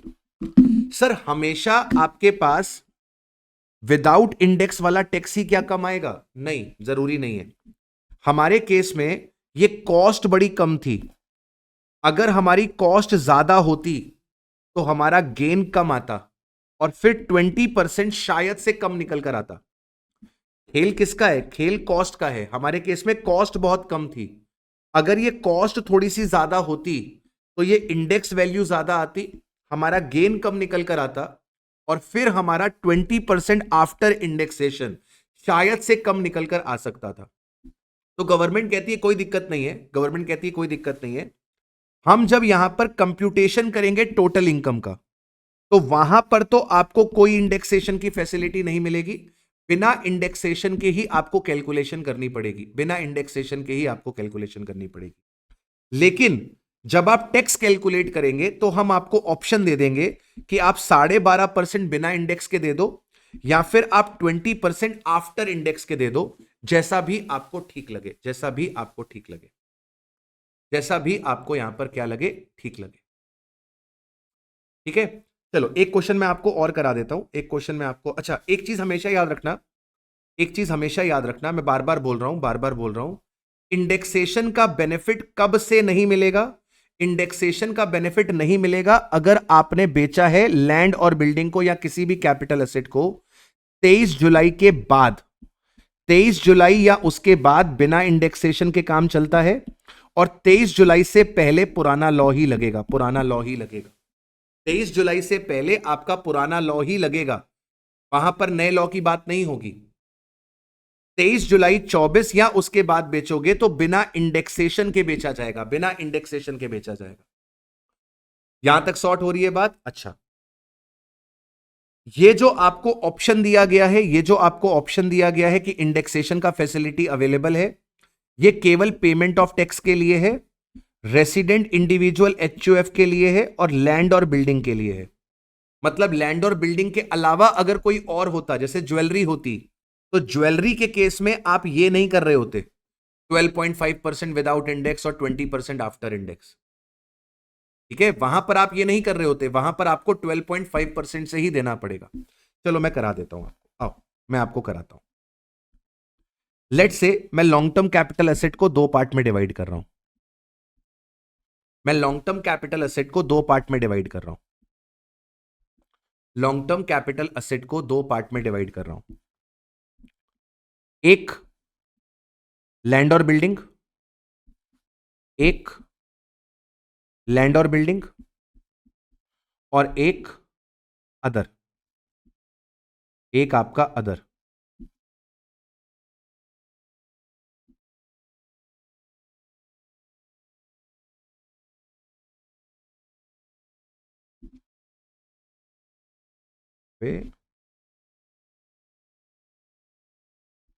एक आपका अदर, एक आपका अदर, ठीक है, एक आपका अदर। अगर आपने लैंड एंड बिल्डिंग को ट्रांसफर किया है, अगर आपने लैंड एंड बिल्डिंग को ट्रांसफर किया है, आपने लैंड एंड बिल्डिंग को ट्रांसफर किया है बिफोर 23 जुलाई 24, बिफोर 23 जुलाई 24, तो आप जब कंप्यूटेशन करोगे, जब आप कंप्यूटेशन करोगे इनकम का, तो वहां पर आप इंडेक्स करोगे, वहां पर आप इंडेक्स करोगे और जो आप टैक्स दोगे वो आप कैसे दोगे?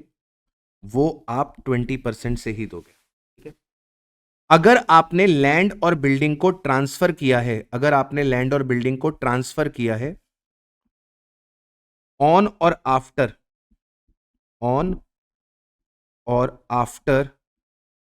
23 जुलाई 24, ऑन और आफ्टर 23 जुलाई 24, ऑन और आफ्टर 23 जुलाई 24। तो प्लीज जरा ध्यान से देखिएगा, आप जब यहां पर कंप्यूटेशन करोगे, आप जब यहां पर कंप्यूटेशन करोगे इनकम का, आप जब कंप्यूटेशन करोगे इनकम का, तो इनकम के कंप्यूटेशन में आप कभी भी इंडेक्सेशन नहीं करोगे, आप कभी भी इंडेक्सेशन यहां पर नहीं करोगे, ठीक है। और जब आप टैक्स कैलकुलेट करोगे, जब आप टैक्स कैलकुलेट करोगे, तो टैक्स कैलकुलेट में आप 12.5% दोगे बिना इंडेक्स करे, या फिर 20% दोगे आफ्टर इंडेक्स करे, आफ्टर इंडेक्स, ठीक है, या फिर 20% दोगे आफ्टर इंडेक्स करे। अगर आप अदर कैपिटल एसेट बेच रहे हो, जैसे आप ज्वेलरी बेच रहे हो, जैसे आप अनलिस्टेड शेयर्स बेच रहे हो, ठीक है, एक्सेट्रा एक्सेट्रा, अगर आपने इसे बेचा है, अगर आपने इसे बेचा है बिफोर, अगर आपने इसे बेचा है बिफोर 23 जुलाई, बिफोर 23 जुलाई 24, बिफोर 23 जुलाई 24, तो इस केस में आप कंप्यूट करते वक्त भी इंडेक्स करोगे और आप टैक्स दोगे 20% से। आप कंप्यूट करोगे जब इनकम, तो आप यहां पर इंडेक्सेशन भी करोगे और आप यहां पर टैक्स पे करके चलोगे एट द रेट ऑफ 20%। और अगर आपने इनको बेचा है ऑन और आफ्टर, आपने इनको बेचा है ऑन और आफ्टर 23 जुलाई 24, 23 जुलाई 24, तो ऐसे केस में जब आप इनकम कंप्यूट करोगे, जब आप इनकम कंप्यूट करोगे, जब आप इनकम कंप्यूट करोगे, तो वहां पर आप इंडेक्सेशन का बेनिफिट नहीं दोगे,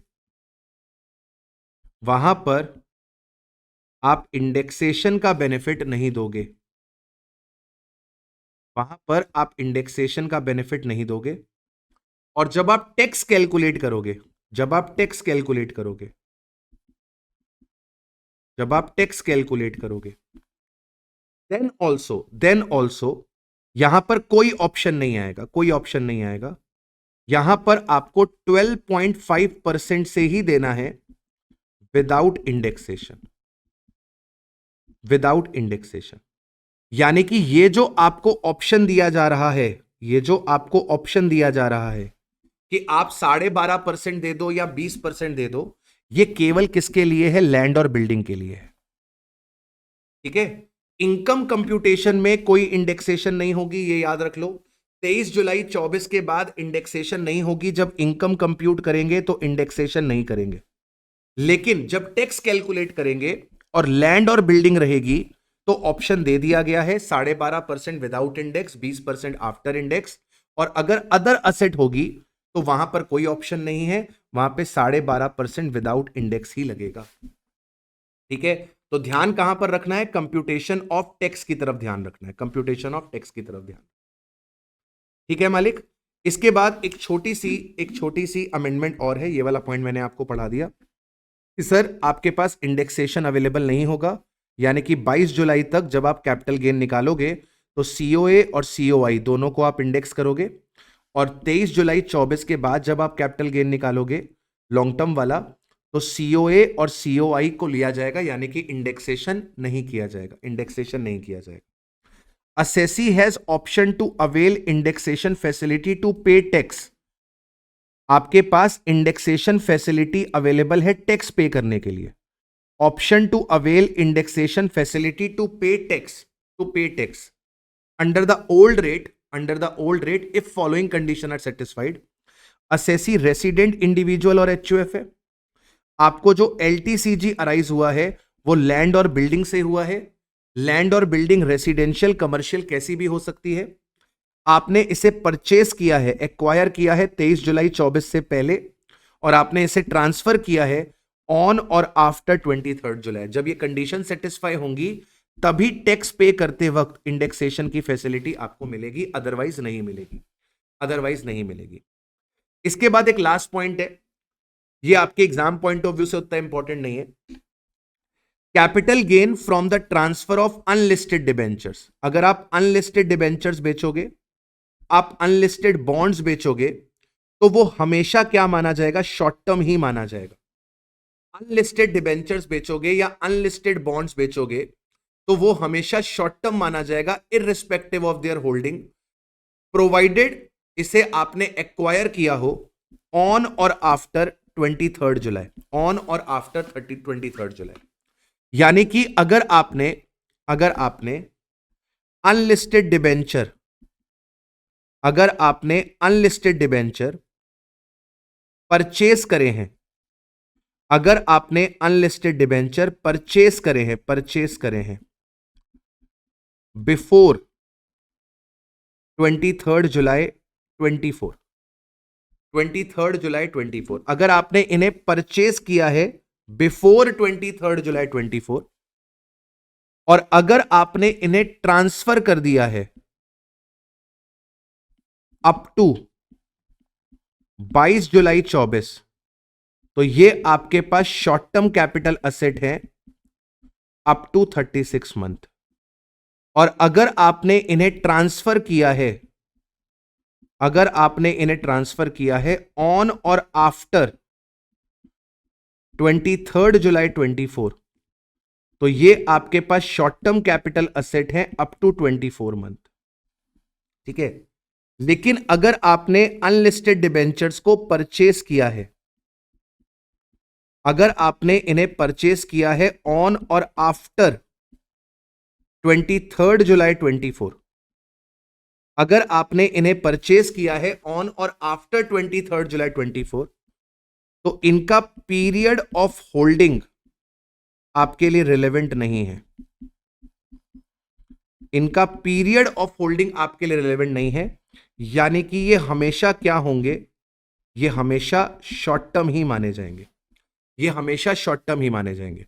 तो अगर आपने इन्हें परचेस किया है 23 जुलाई 24 या उसके बाद, 23 जुलाई 24 या उसके बाद, तो पीरियड ऑफ होल्डिंग मैटर नहीं करती, ये हमेशा शॉर्ट टर्म है। लेकिन अगर परचेस कर रखा है 23 जुलाई से पहले, परचेस कर रखा है 23 जुलाई से पहले, तो उस केस में ये शॉर्ट टर्म रहेंगे 36 महीने तक, अगर 22 जुलाई तक ट्रांसफर हो जाएंगे।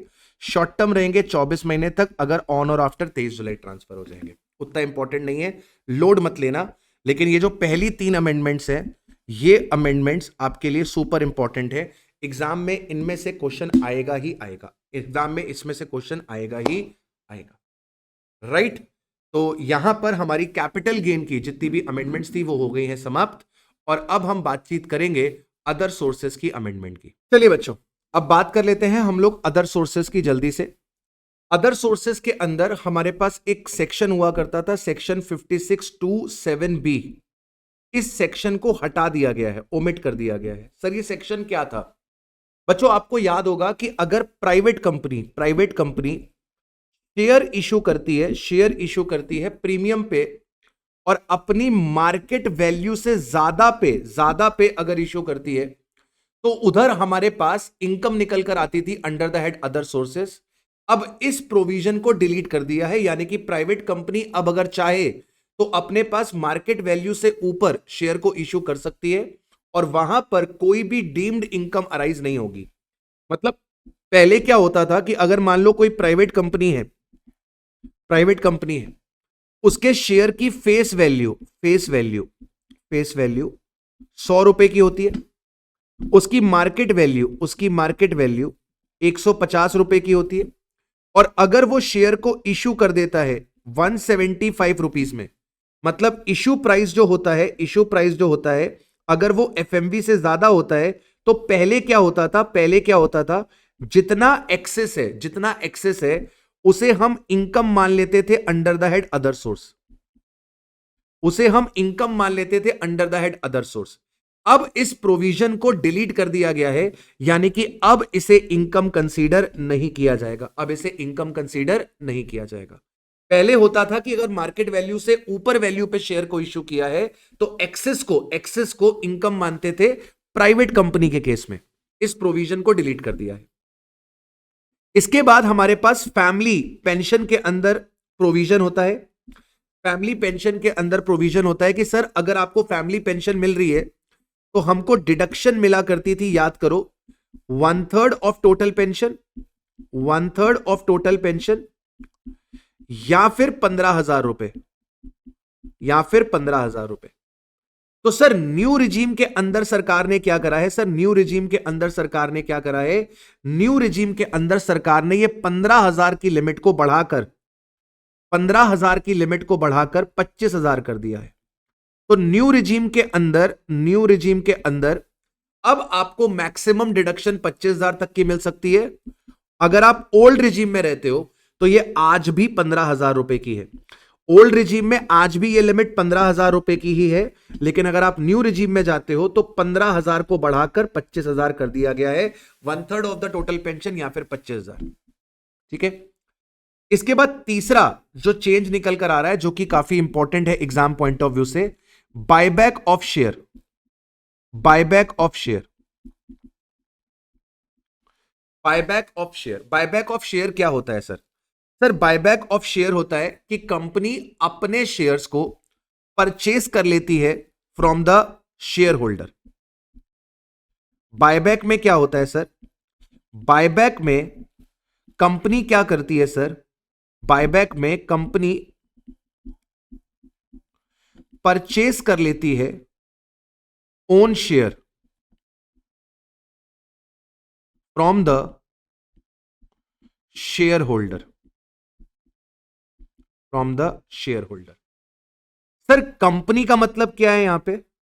बेटा कंपनी कैसी भी कंपनी होती है। कंपनी अपने पास डोमेस्टिक कंपनी हो सकती है, कंपनी अपने पास अदर देन डोमेस्टिक कंपनी हो सकती है, कंपनी अपने पास अदर देन डोमेस्टिक कंपनी भी हो सकती है, अदर देन डोमेस्टिक कंपनी भी हो सकती है। ठीक है सर, यहां पर शेयर्स जो हैं वो शेयर्स अपने पास लिस्टेड शेयर्स भी हो सकते हैं और ये अपने पास अनलिस्टेड शेयर्स भी हो सकते हैं। लिस्टेड भी हो सकते हैं, अनलिस्टेड भी हो सकते हैं। मतलब कोई भी कंपनी अपने शेयर्स को अगर बायबैक करती है, अपने शेयर्स को बायबैक करती है तो क्या होगा? ठीक है, अब देखो, अगर other than domestic company, other than domestic company अगर अपने शेयर्स को बायबैक कर रही है, अदर देन डोमेस्टिक कंपनी अपने शेयर्स को बायबैक कर रही है, तो इस केस में क्या होगा सर? इस केस में कैपिटल गेन अराइज होगा in the hands of share holder. इस केस में कैपिटल गेन अराइज होगा in the hands of share holder. Capital gain arise होगा in the hands of share holder. Capital gain arise होगा in the hands of share holder. देखो, इस provision में कोई change नहीं है। फाइनेंस एक्ट 2023 में भी यही प्रोविजन था, फाइनेंस एक्ट 2024 में भी यही प्रोविजन है, यहां पर कोई चेंज नहीं है। अगर अदर देन डोमेस्टिक कंपनी ने अपने शेयर्स को बायबैक करा है तो ये बायबैक किसके हाथ में टैक्सेबल होगा? सर शेयर होल्डर्स के हाथ में टैक्सेबल होगा। Sir full value of consideration क्या होगी? फुल वैल्यू ऑफ कंसिडरेशन होगी जो अमाउंट आपको रिसीव हुई है, जो अमाउंट आपको रिसीव हुई है from company at the time of buyback. ये आपके पास फुल वैल्यू ऑफ कंसिडरेशन हो जाएगी और इसमें से आप कॉस्ट ऑफ एक्यूजिशन माइनस करवा दीजिएगा या फिर index cost of accusation minus करा दीजिएगा। अगर आपका ट्रांसफर हुआ है, अगर आपका ट्रांसफर हुआ है अप टू 22 जुलाई 24, क्योंकि 23 जुलाई 24 के बाद इंडेक्सेशन की फैसिलिटी मिलनी बंद हो गई। तो अगर अदर देन डोमेस्टिक कंपनी ने अपने शेयर्स को बायबैक करा है तो कैपिटल गेन निकलता है शेयर होल्डर के हाथ में। फुल वैल्यू ऑफ कंसिडरेशन क्या बनती है, जितना पैसा रिसीव हुआ है कंपनी से बायबैक के टाइम पे वो फुल वैल्यू ऑफ कंसिडरेशन बनती है। जितने में खरीदा था वो माइनस कर देते हैं। अगर लॉन्ग टर्म है तो इंडेक्स कॉस्ट को माइनस करना। इंडेक्सेशन की फैसिलिटी कब तक मिलेगी, 22 जुलाई तक ही मिलेगी। 22 जुलाई के बाद इंडेक्सेशन फैसिलिटी नहीं मिलेगी। ठीक है। अब अगर डोमेस्टिक कंपनी ने बायबैक किया है तो यहां पर फाइनेंस एक्ट 2024 ने अमेंडमेंट कर दी है। अगर डोमेस्टिक कंपनी ने बायबैक करा है अप टू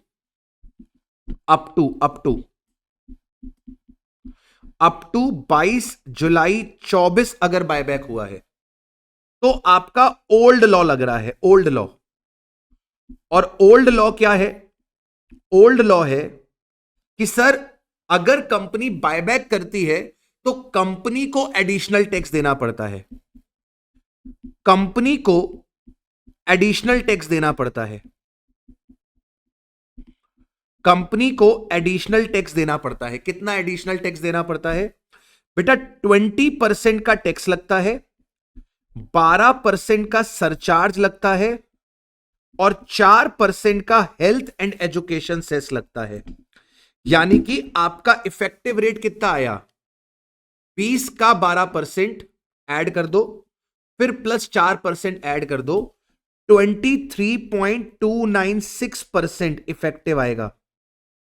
गधों की तरह 20 + 12 + 4 मत कर देना, तुम लोग की आदत है सर 20 + 12 + 4, सर ये तो 36 हुआ है ना, ऐसे नहीं करना। 12% 20 का 2.4 आएगा तो 22.4 हो गया, 22.4 का 4% इफेक्टिव निकलेगा 23.296%। तो अगर डोमेस्टिक कंपनी ने बायबैक करा है अप टू 22 जुलाई तक बायबैक करा है तो company is liable to pay the additional tax 20% + 12% + 4%। ठीक है। और अगर ये बायबैक ऑन और आफ्टर, अगर ये बायबैक ऑन और आफ्टर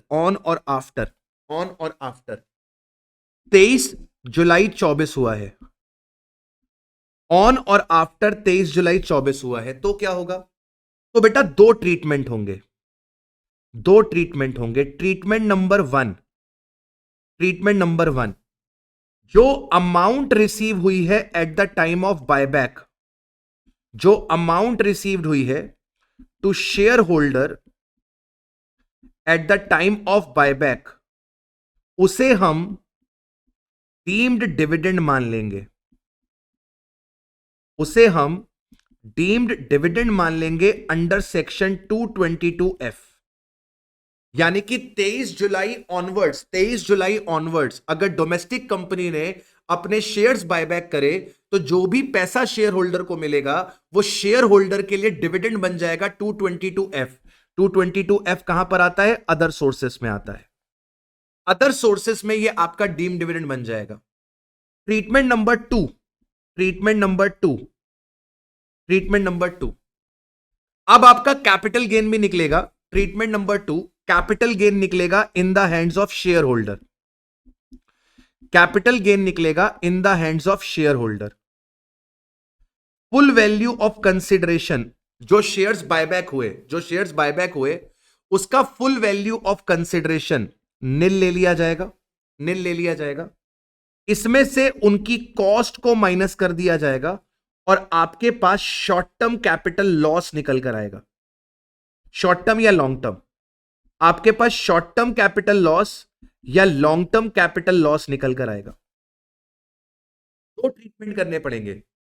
23 जुलाई 24 ऑनवर्ड अगर बायबैक होगा तो दो ट्रीटमेंट होंगे। ट्रीटमेंट नंबर 1 क्या होगा, जो अमाउंट रिसीव हुई थी to shareholder at the time of buyback वो डीम्ड डिविडेंड बन जाएगी। और ट्रीटमेंट नंबर 2 क्या निकल कर आएगा कि आपके पास कैपिटल गेन निकलेगा शेयर होल्डर्स के हाथ में, फुल वैल्यू ऑफ कंसिडरेशन नील ली जाएगी। जो शेयर्स बायबैक हुए हैं, बायबैक पे जो पैसा मिला है वो अदर सोर्स में चला गया। कैपिटल गेन में उसका फुल वैल्यू ऑफ कंसिडरेशन निल हो जाएगा। कैपिटल गेन में उसका फुल वैल्यू ऑफ कंसिडरेशन निल हो जाएगा। उसकी जो भी कॉस्ट रहेगी वो माइनस कर देना, आपके पास शॉर्ट टर्म कैपिटल लॉस निकल कर आएगा। सर एग्जाम्पल करा दो तो मजा आए, ऐसे मजा नहीं आ रहा सर, एग्जाम्पल करा दो सर। चलो एग्जाम्पल कराता हूं मैं आपको, एग्जाम्पल कराता हूं। मान लो मैंने शेयर्स परचेज करे थे, मैंने शेयर्स परचेज करे थे of A private limited, of A private limited, A private limited. कितने शेयर्स खरीदे थे? मान लो मैंने 100 शेयर्स खरीदे थे। कितने रुपए में खरीदे थे? मान लो मैंने 40 रुपए पर शेयर के हिसाब से खरीदा था। कब खरीदा था? मान लो मैंने ये शेयर्स को खरीदा था 1 जनवरी 2024 को। मैंने इनको खरीदा था 1 जनवरी 2024 को 40 रुपए पर शेयर के हिसाब से। हुआ क्या, कंपनी ने मान लो बायबैक कर लिया, मान लो बायबैक कर लिए 60 शेयर्स एट ₹40 ईच। मान लो कंपनी ने बायबैक कर लिए 60 शेयर्स एट ₹40 ईच, नहीं 40 पे तो प्रॉफिट ही नहीं होगा, एट ₹60 ईच। कंपनी ने बायबैक कर लिए 60 शेयर्स एट ₹60 ईच। और ये बायबैक कब हो गया? ये बायबैक हो गया 15 जुलाई 2024। आपको शो करना है टैक्स ट्रीटमेंट, आपको शो करना है टैक्स ट्रीटमेंट, शो करना है टैक्स ट्रीटमेंट। पहले केस में मानो कि ये a private limited other than domestic company है, ये डोमेस्टिक कंपनी नहीं है। अगर ये अदर देन डोमेस्टिक कंपनी है, a private limited other than domestic company है, अदर देन डोमेस्टिक कंपनी है, तो इस केस में क्या होगा सर? इस केस में बायबैक जो होगा वो टैक्सेबल होगा in the hands of share holder. Buyback taxable होगा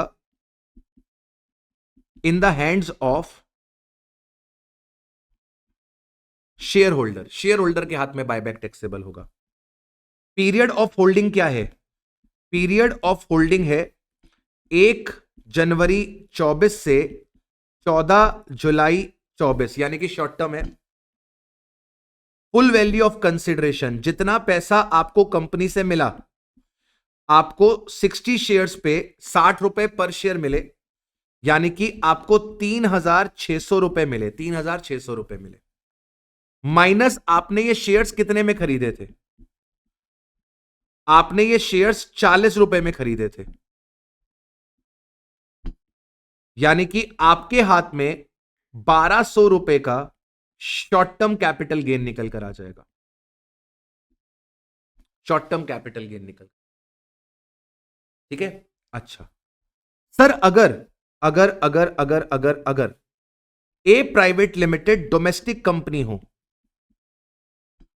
ए प्राइवेट लिमिटेड अगर डोमेस्टिक कंपनी हो, अब बेटा ध्यान रखना, अगर तो अदर देन डोमेस्टिक है, अगर तो अदर देन डोमेस्टिक है तो हमेशा कैपिटल गेन शेयर होल्डर के हाथ में निकलेगा, दिमाग नहीं लगाना।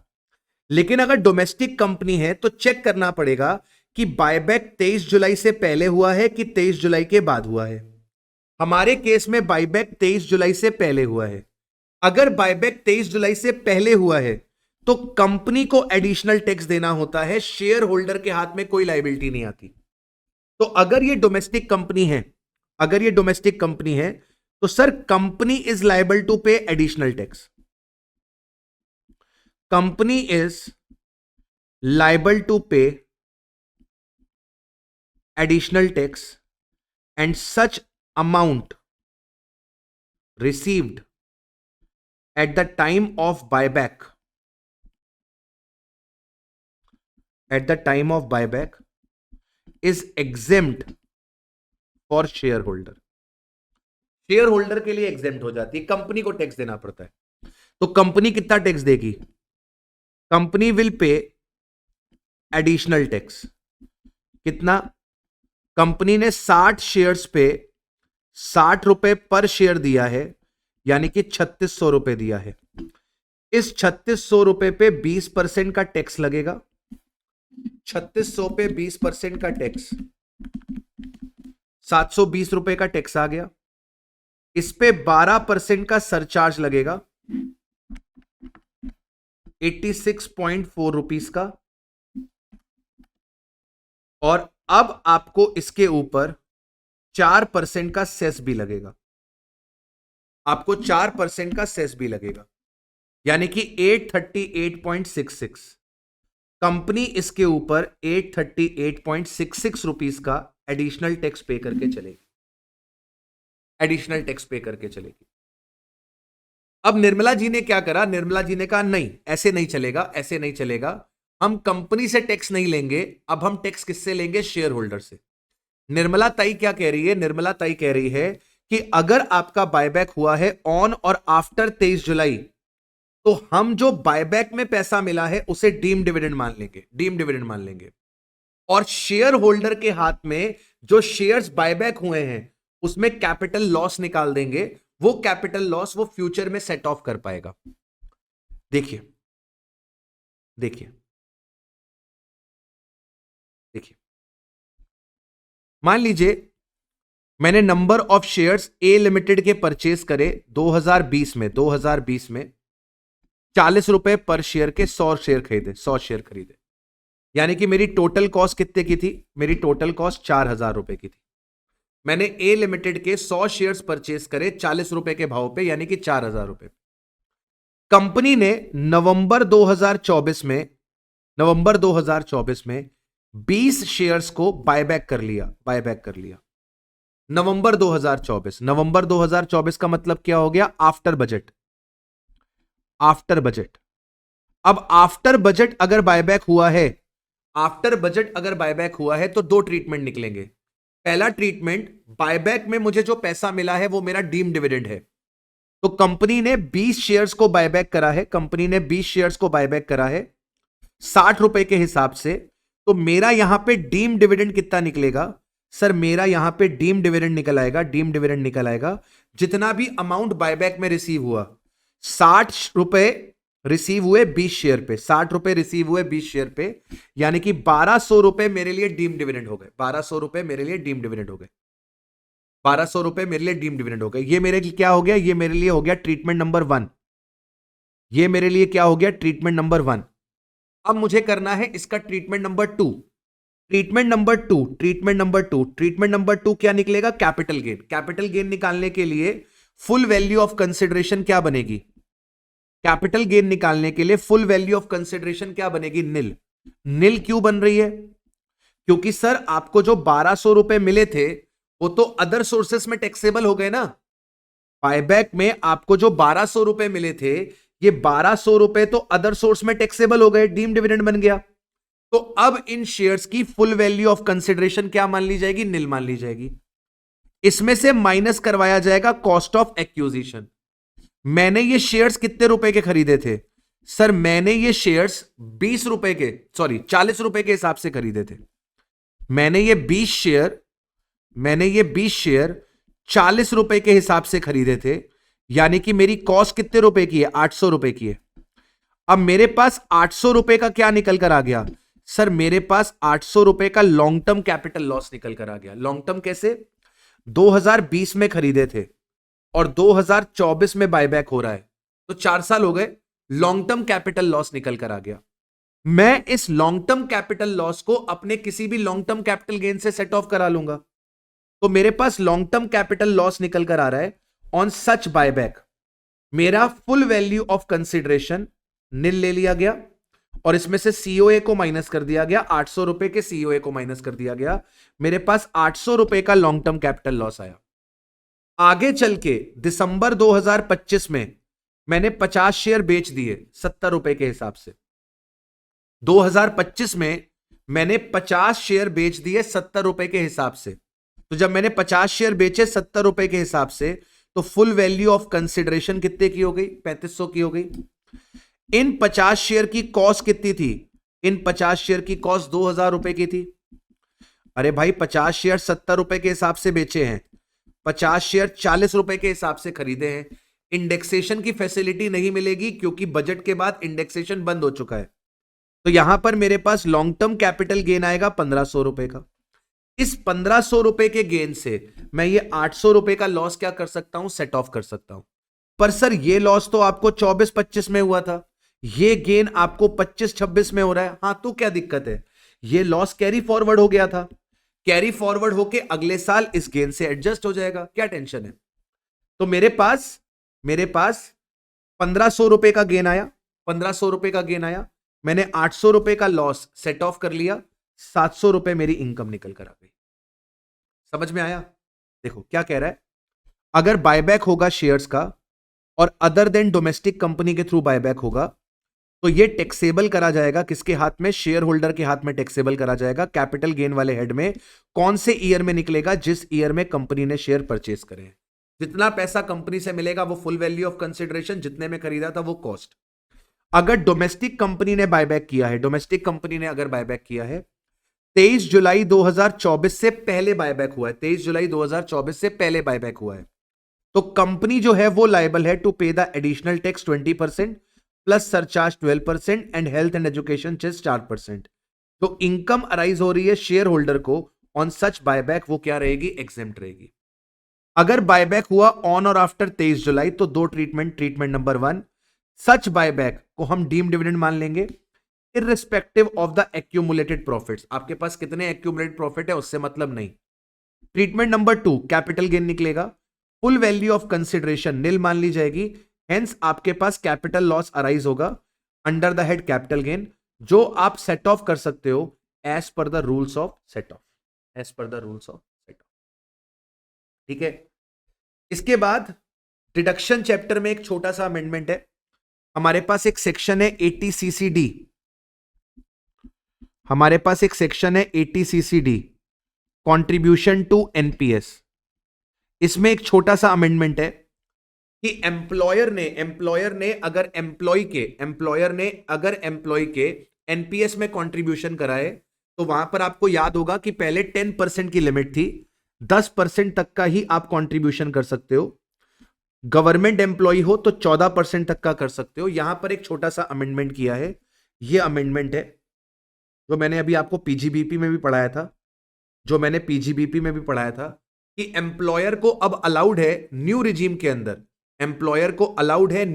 के अंदर, कि वो 14% तक का कंट्रीब्यूशन कर सकता है। एम्प्लॉयर को अलाउड है कि वो न्यू रिजीम के अंदर 14% तक का कंट्रीब्यूशन कर सकता है। तो डिफॉल्ट रिजीम के अंदर 14% ऑफ आरबीएस का आप कंट्रीब्यूशन कर सकते हो, उसका डिडक्शन आपको 80CCD 2 में मिल जाएगा। 80CCD 2 में एम्प्लॉयर के कंट्रीब्यूशन का डिडक्शन मिलता है, ओल्ड के अंदर आपको मैक्सिमम कितना मिलेगा? 10% ऑफ आरबीएस, और न्यू के अंदर आपको कितना मिलेगा? न्यू के अंदर मिलेगा आपको मैक्सिमम 14% ऑफ आरबीएस। यही अमेंडमेंट है। ठीक है, इसके बाद टीडीएस में छोटी छोटी अमेंडमेंट आई हैं, जैसे सेक्शन 192 सैलरी का टीडीएस है। अब ये कहता है कि जब आपका एम्प्लॉयर आपके टीडीएस की कैलकुलेशन करेगा तो आपका जो टीसीएस कट रखा है, एम्प्लॉय का जो टीसीएस कट रखा है, एम्प्लॉय के टीसीएस को भी वो कंसीडर करेगा टीडीएस की कैलकुलेशन करते वक्त। छोटा सा है, इतना कोई दिक्कत नहीं है। इसके बाद एक छोटी सी अमेंडमेंट है, जो अमाउंट 194J में कवर होती है, जैसे प्रोफेशनल फीस, टेक्निकल फीस, आपकी डायरेक्टर की रेम्युनरेशन, आपका रॉयल्टी, आपका नॉन कंपीट फीस, तो जो पेमेंट्स 194J में कवर होती है उनको वर्क की डेफिनेशन से बाहर कर दिया गया है for the purpose of 194C। जो पेमेंट्स 194J में आती है, professional fees, fees for technical services, non compete fees, royalty, director की फीस, इन 5 पेमेंट को 194C के दायरे से बाहर कर दिया है। यानी कि प्रोफेशनल फीस के ऊपर हमेशा 194J लगेगा, 194C नहीं लगेगा। टेक्निकल सर्विसेज के लिए जो पैसा है उस पर हमेशा 194J लगेगा, 194C नहीं लगेगा। इस पे कंफ्यूजन हुआ करता था लोगों को, कंफ्यूजन को दूर करने के लिए सरकार ने ये पॉइंट ऐड कर दिया है। ठीक है, इसके बाद एक सेक्शन है सेक्शन 194 IA। अगर आपने इमूवेबल प्रॉपर्टी खरीदी है और 50 लाख रुपए से ज्यादा का आप कंसिडरेशन दे रहे हैं, तो आपको 1% का वहां पर क्या करना होता है, TDS काटना होता है। तो जैसे मान लो मैंने प्रॉपर्टी खरीदी, मैं बायर हूं, मैंने प्रॉपर्टी खरीदी और उस प्रॉपर्टी के दो को ओनर थे, एक को ओनर था P और एक को ओनर था S।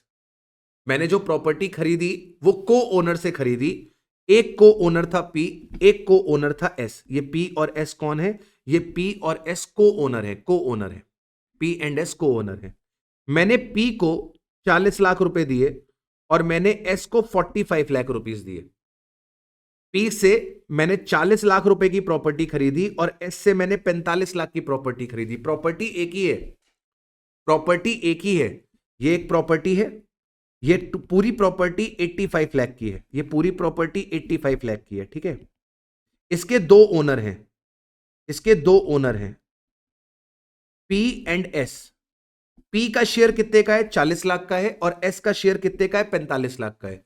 तो मैंने P को 40 लाख रुपए देकर उसका शेयर खरीद लिया, S को 45 लाख देकर उसका शेयर खरीद लिया। क्या 194 IA का 1% का TDS कटेगा? तो लॉ मेकर कहता है कि अगर यहां पर एक से ज्यादा ट्रांसफरर हैं, तो 50 लाख की लिमिट जो देखी जाएगी वो एग्रीगेट में देखी जाएगी।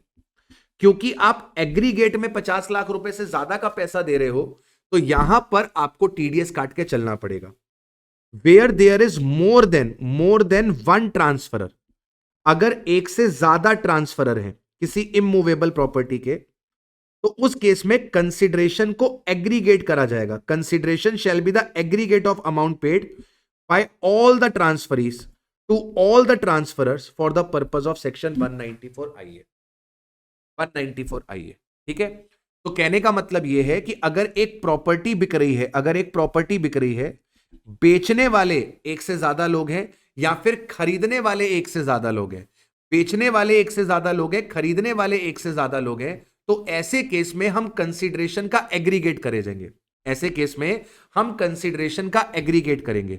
अगर एक प्रॉपर्टी बेची जा रही है, बेचने वाले एक से ज्यादा हैं या खरीदने वाले एक से ज्यादा हैं, हम इस प्रॉपर्टी का एग्रीगेट कंसीडरेशन देखेंगे, और अगर वो एग्रीगेट कंसीडरेशन 50 लाख से ज्यादा है तो 1% का TDS हम यहां पर काट के चलेंगे। इसके बाद कुछ सेक्शंस के अंदर TDS के रेट रिवाइज कर दिए गए हैं 1 अक्टूबर 2024 ऑनवर्ड्स। ठीक है, जैसे 194 DA में 5% की जगह 2%, G के अंदर 5 की जगह 2%, H की जगह 5 की जगह 2%, IB में 5 की जगह 2%, M में 5 की जगह 2%, O में 1% की जगह 0.1%। इन रेट्स को क्या कर दिया गया है, रिड्यूस कर दिया गया है। इन रेट्स को 1 अक्टूबर से रिड्यूस कर दिया गया है। 1 अक्टूबर से पहले पेमेंट कर रहे होगे तो ये रेट लगेंगे, 1 अक्टूबर के बाद पेमेंट करोगे तो ये रेट आपके TDS के लग रहे होंगे। इनको आप याद कर लीजिए। इसके बाद एक छोटा सा अमेंडमेंट रिटर्न्स वाले सेक्शन में आया है। रिटर्न वाले चैप्टर में क्या अमेंडमेंट आई है कि पहले क्या होता था कि अगर आपके पास आधार नंबर नहीं है लेकिन आपने आधार नंबर के लिए अप्लाई कर रखा है, तो रिटर्न के अंदर आप आधार का एनरोलमेंट नंबर दे सकते थे। अब इस चीज को खत्म कर दिया है। अब आपको एनरोलमेंट नंबर नहीं देना है, अब आपको आधार ही देना है। Quoting Aadhaar enrolment number has been ceased. अब आपको आधार ही कोट करके चलना पड़ेगा अपने रिटर्न्स के अंदर। ठीक है, ये एक छोटी सी अमेंडमेंट है, एग्जाम पॉइंट ऑफ व्यू से उतनी इंपॉर्टेंट नहीं है। ठीक है, इनको हमने कवर अप कर लिया है। ठीक है, ये ऑलमोस्ट सारी की सारी अमेंडमेंट्स हैं जो आपके पास फाइनेंस एक्ट 2024 लेकर आया है। अगर इन केस इनके अलावा और भी कोई अमेंडमेंट ICAI अपने अमेंडमेंट लिस्ट के अंदर देता है, जो वो जर्नल निकालता है आपके पास एग्जाम से पहले, अगर उसमें कोई एडिशनल अमेंडमेंट निकल कर आएगी तो मैं वो भी आपको प्रोवाइड कर दूंगा। एज ऑफ नाउ इतनी ही अमेंडमेंट है। इन अमेंडमेंट्स को आप अच्छे से करिए और मेरे को जरूर से बताइएगा कि आपको ये सेशन कैसा लगा। Right, see you guys very soon, till then take care of yourself, bye bye, have a nice